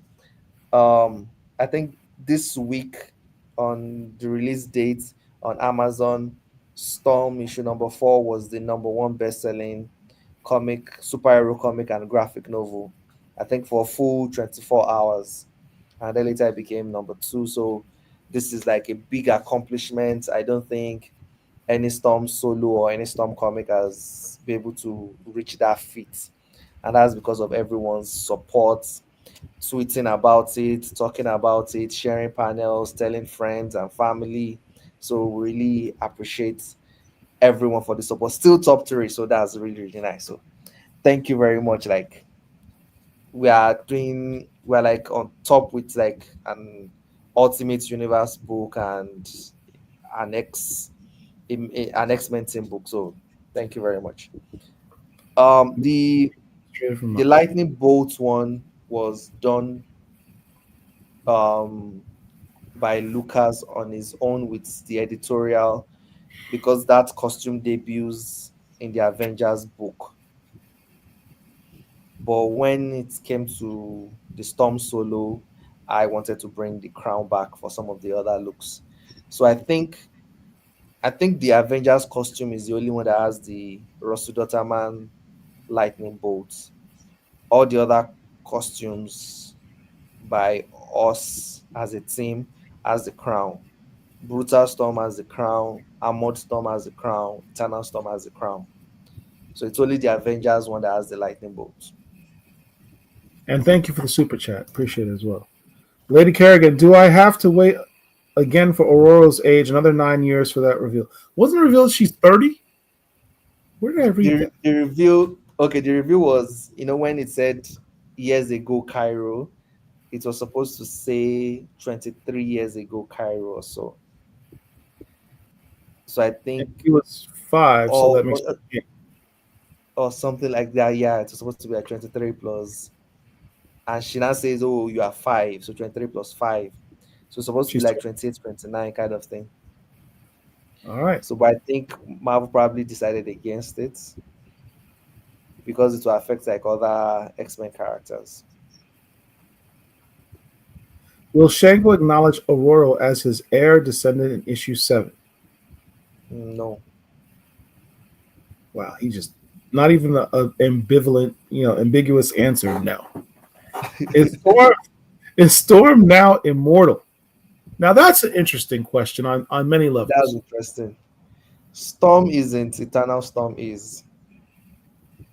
Okay. Because Eternal Storm, as you indicated before, is the host for eternity. Can we see Storm and Anakin facing off over T'Challa? Pericles Dragon Balls. My man.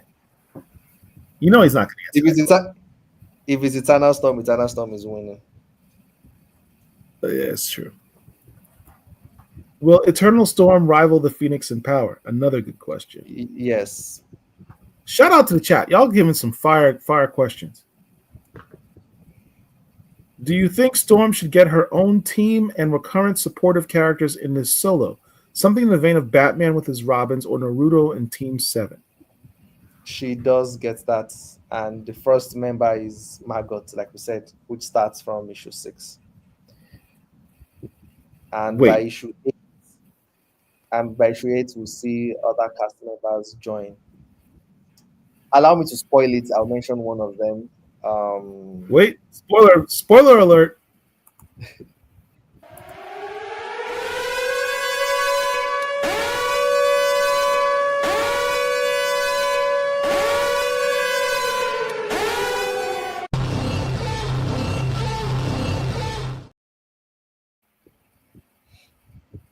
What do you got?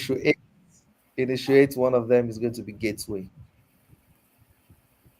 Really? Yeah. All right, I have a request. If we're going to bring Gateway onto her team, don't mention him. I already know the other person, and I'm not going to acknowledge if the person will join or not. I want it to be a surprise if yes or no. No, that's not my question. Oh, my question is, can we give him a better loincloth? Oh, he needs I don't think he's going to be wearing a loincloth. We're all fashion.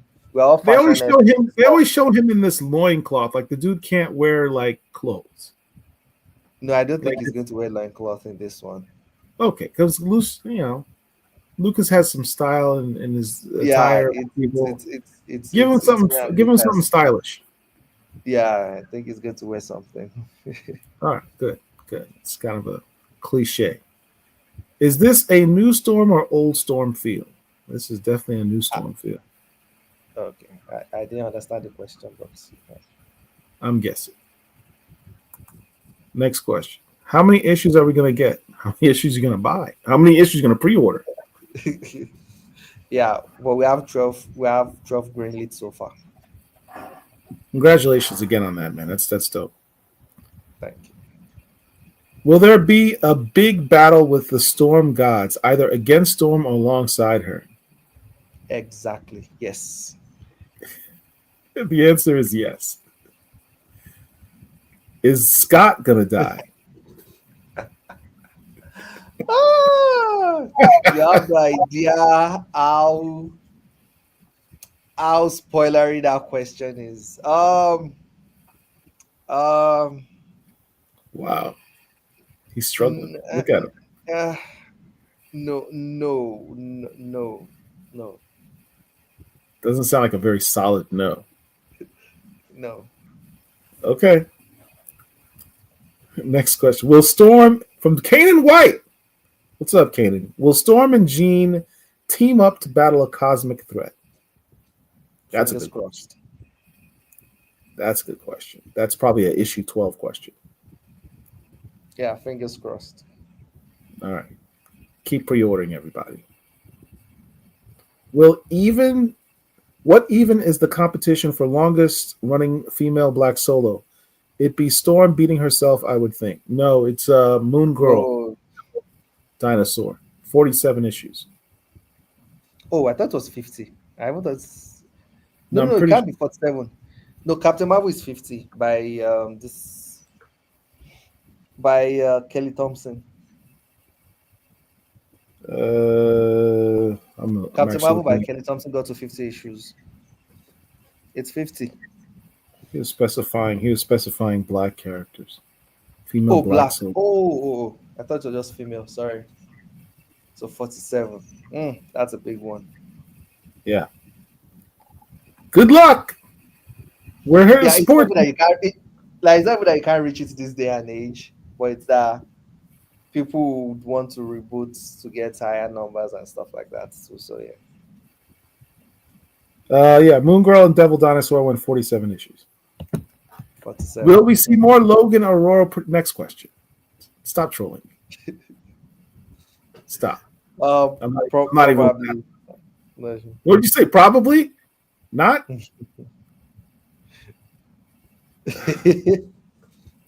I plead the fifth. Maria, look, I gave you a slide the Well, first time, man, because the book is excellent, but I cannot do it a second time. this is the person said Why are you appearance. torturing Didn't say romance. Didn't say sex. Didn't say anything. They said appearance. All right, fine. Appearance is fine. Appearance is fine. I have no problems with appearing. Just wet dog. Anyway, Yeah. was Raijin in consideration when you were thinking of making your Lightning God squad? Yes. Raijin and Fujin, but number one, those are twin gods, and when I was looking through similarities between storm gods and stuff like that, Yeah. I chose Susanoo because he had faced a multiple-headed serpent, which is also similar with Thor facing the world eater serpent, So I'm trying to look for similarities between some of all these storm gods and things they have in similarity, like their weapons, things they faced in mythology. Susanoo is also has like this redemption kind of arc, and a lot of them have redemption arcs kind of stories. Um, Shango is not necessarily a good person per se. Um, Thor, not Thor 2 is not particularly a good person. Which Susanoo gods is are better, they? but yeah, I think Chak didn't start as a good person, but when I think he lost his wife, he became a better person. So those are the kind of things I played around with, trying to look for similarities. So that's why I went with Susanoo rather than Raijin. Who is your favorite illustrator? Still talking. Good question. Good answer. He's well deserved. Tell Tom a Storm Jean team up would be gay rights. I know, right? All right. Thank you for the super chat, Stephen. She brings Scott back to life. I don't know what that means. Opposite of that, but let's go on. Yeah, I don't know what that means. No, I understand what it means, but yeah, don't let me spoil the story. You would enjoy it. Next question. Where's my producer? Is he on his bathroom break again? I think we're done then. Is that everything? Oh, he says that's all. All right. Well, thank you all. For another Uh, wonderful StormWatch episode. Another dope, wonderful StormWatch episode. We will be back next month, every Thursday after the book drops. Everyone who's watching, please hit the like button. That's all we're asking you. Hit the like button. Share this video amongst your socials. If you're digging the dope content of the channel, please subscribe to it. Hit the little notification bell so you know when the next time we do this show. Murewa, always a pleasure. Thank you for your time. I know it's probably like 4 or 5 o'clock in the morning where you're at this point. Black Comic Lords, we got you.